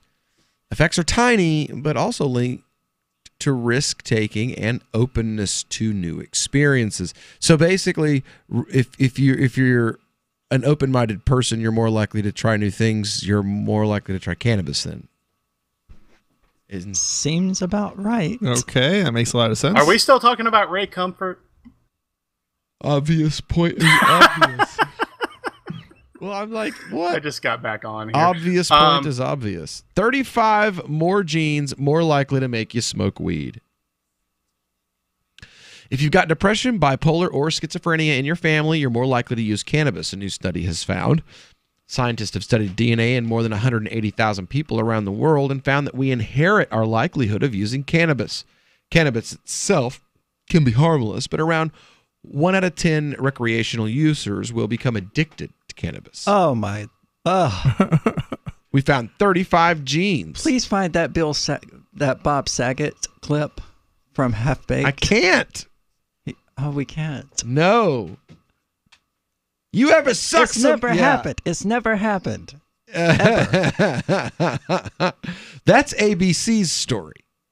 But if you go over here to Ars Technica, says this isn't the first study to look at marijuana use, but the history here is a bit murky. Many of the past studies are small, and they've looked at different things. Some at whether a person has ever tried the drug, and others at factors that influence whether a person becomes a heavy user. Still, twin studies have indicated that genetics play a large role in determining whether someone's likely to try the drug at some point in their lives. The new work's largely to follow up on that, involving a search for specific genetic factors that influence what's termed lifetime use. The decision to try pot at least once in someone's life, the researchers behind it are a mix of 23andMe staff and members of the International Cannabis Consortium. How could you not try pot at some point in your life with the whole world talking about it and how it's got all of these medical businesses Two types of people. And basically no adverse effects. People who try it and people who lie about whether or not they've tried it. Right. Says it came up with they did a study on data sourced from 185,000 individuals and came up with, well, not a whole lot. 8 regions of the genome stood out, but collectively they only accounted for about 11% of the total variance in whether people tried pot. Gene-focused analysis identified more than 20 genes in these regions that could influence this decision as well. One of the odd findings, however, was that the genes identified in previous studies mostly didn't come up here, and a number of the genes identified here hadn't previously been implicated in this issue. So to an extent, this paper has some questions about its if it can be replicated, even as it was published. The authors explained that through differences in the population sampled, the different samples varied substantially regarding the age of the participants, the prevalence of cannabis use, and the country's policies regarding cannabis use. I would certainly agree that any paper that says 10% of cannabis users become addicted needs to be scrutinized very well. That was the ABC. Carefully. That was the ABC. The ABC one came up with from it. I didn't know we had moved on to a different story. Oh, I did. I said it's Ars Technica took the same information and came up with this other thing that didn't sound like the sky is falling. Yeah, but I mean, it's still their data alleging that 10% of users become addicted to it. That's ABC's interpretation of their data. Okay. So it's a misinterpretation. That's their henny penny, the sky is falling. So it's more like 10% of cannabis users use it every day. And that's what ABC is going, oh, well, look, see? They're addicted. They're addicted. Yeah. Well, they're saying that the decision to try out pot is almost always a social one. One of the genetic databases, in addition to having information about cannabis use... So is sex? Talking to other human beings? Includes data like household income and standardized tests. And the cannabis users tended to be better and have higher fluid intelligence scores. Possibly environments more often experienced by those with backgrounds of higher social economic status, such as universities, the authors suggest, and increase accessibility to cannabis. That's BS. I grew up on a farm. I was around nobody in my house had a high school diploma. And yet, I ended up in that percentage with the high intelligence fluidity and the Duke University talent searches and a stoner in high school. So like either I am the exception that proves the rule, or these people are idiots. Well, I mean, you're jumping to conclusions based on your own personal situation, which just doesn't necessarily reflect all the people that okay, all right, how about this? My sister is dumb as a box of hair, my older sister, and she smoked pot every day since she was 15. And she also grew up same around, thing. I mean, you like the same problem. I know so many people that are daily cannabis users that didn't grow up around university Look, types. it might be flawed, but I mean, it's almost like pot has no impact on intelligence. For real. Almost. Well, no, they proved there was a study a lady did in Jamaica because the University of Nebraska wouldn't give her the money unless she took their findings and published their findings before they did the study. My favorite kind of science. Yeah. It's like, so here's your money and here's what you found. And she's like, but I haven't done the study yet. And they're like, no, you don't get it. Here's your money and here's what you found. She's like, but no, this is important. I would like to know the No. You don't get it. Here's your money, and here's what you found. So she left and she went to the University of Jamaica, a university in Negril, I think. And she did the study there. And what they did was they took they took women who smoked different amounts of cannabis. A spliff, and a spliff is like 7 inches long and as big as my thumb at one end and as big as my pinky at the other, and rolled in. I thought you were going somewhere completely different with that. Right. And it was like 0 to 5 spliffs a day, 5 to 15 spliffs a day, 15 plus spliffs a day, and a 0 control group. And these were pregnant women, and they smoked their weed while they were pregnant, delivered. They did whatever the 10-point test is when a baby's first born. And then they came back and did yearly cognition tests. And what they found was that that cognitive impairment was based on economics, not whether or not the mother smoked a lot of pot.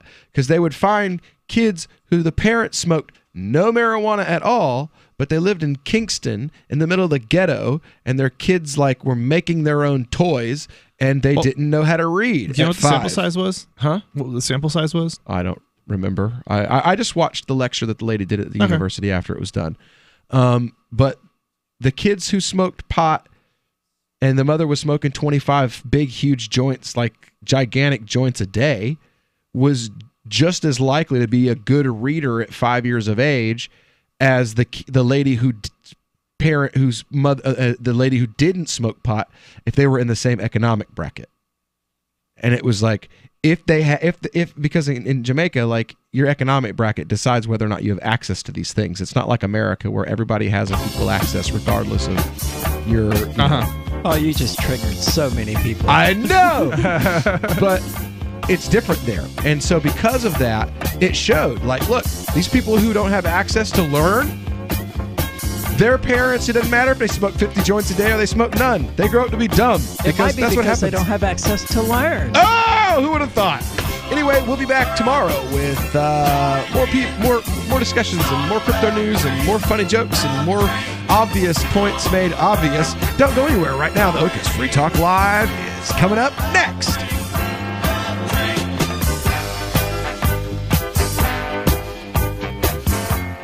See you tomorrow, Tom. Catch the Call to Freedom at its new time, weekdays from 4 to 7 p.m.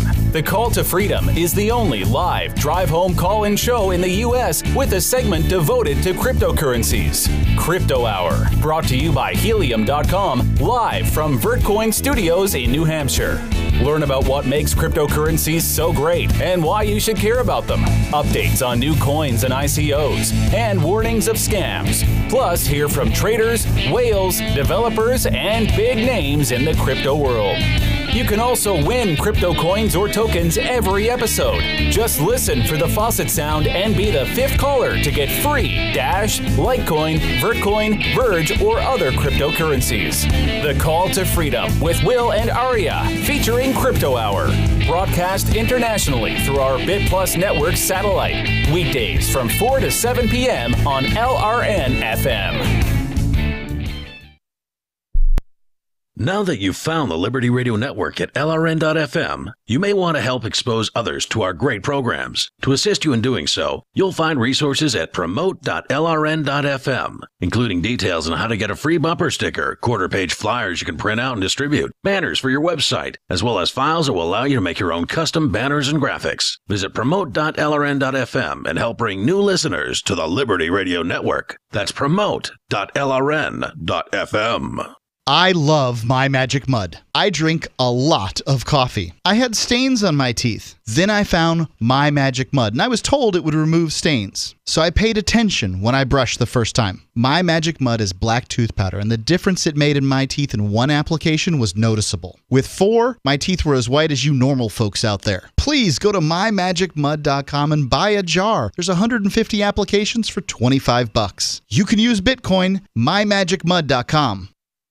You're 6 minutes away from a live episode of Free Talk Live, brought to you by Freekeen.com. Listen live at freetalklive.com. From Keene in the Shire, the Liberty Media capital of the world, this is Daryl W. Perry, host of FPP Radio News for Tuesday, August 28th, 2018. Silver is trading at $14.93 per ounce. Gold is valued at $1,212 per ounce. Zen is trading at $20, and the average price of Bitcoin is $7,026. Antiwar.com reports Iran has filed a lawsuit at the International Court of Justice seeking a court order to lift U.S. sanctions against them. The sanctions were imposed in recent weeks as part of the U.S. withdrawing from the P5+1 nuclear deal and subsequently trying to reimpose nuclear sanctions on the Iranians. Iran argues that the unilateral sanctions are in violation of the 1955 Treaty of Amity and Economic Relations signed between Iran and the United States. The treaty has been cited in previous Iranian lawsuits against the U.S. at the ICJ. This is the first time, however, that Iran has pushed a lawsuit regarding the treaty to prevent U.S. sanctions. This may reflect that in the past, U.S. sanctions tended to be part of international measures, while in this case, the U.S. unilaterally withdrew from the existing diplomatic deal and seeks to reimpose sanctions unilaterally, pushing the rest of the world to comply with them. The U.S. has not commented on the new lawsuit, though since previous administrations have cited the 1955 treaty with Iran in other contexts, so it will be difficult for the current administration to claim that it isn't still effectively in place. In 2115 New England, there are no borders, no states, and no regulations, yet never has a more peaceful and prosperous place existed. But Mr. Drake's security company has seen better days. Faced with the prospect of waning power, Mr. Drake intends to replace the anarchy of New England with a government. But at what cost? Will anybody care? And can anyone stop him? Anarchy in New England by Joe Jarvis is available from Amazon.com and all major bookstores. UPI reports U.S. Secretary of Agriculture Sonny Perdue announced Monday that the Trump administration will release more than $6 billion of the $12 billion in aid it promised to farmers impacted by tariffs. The soybean industry, which has been hit hard by tariffs, will get the bulk of the initial relief package, totaling $3.6 billion in aid. The pork industry will receive $290 million, followed by the cotton industry with $276 million. The wheat, sorghum, and dairy industries are slated to receive more than $100 million each. Another $1.2 billion will be used to purchase commodities such as apples, pork, dairy, and a variety of other food products. Sonny Perdue said in a statement, "Early on, the president instructed me as Secretary of Agriculture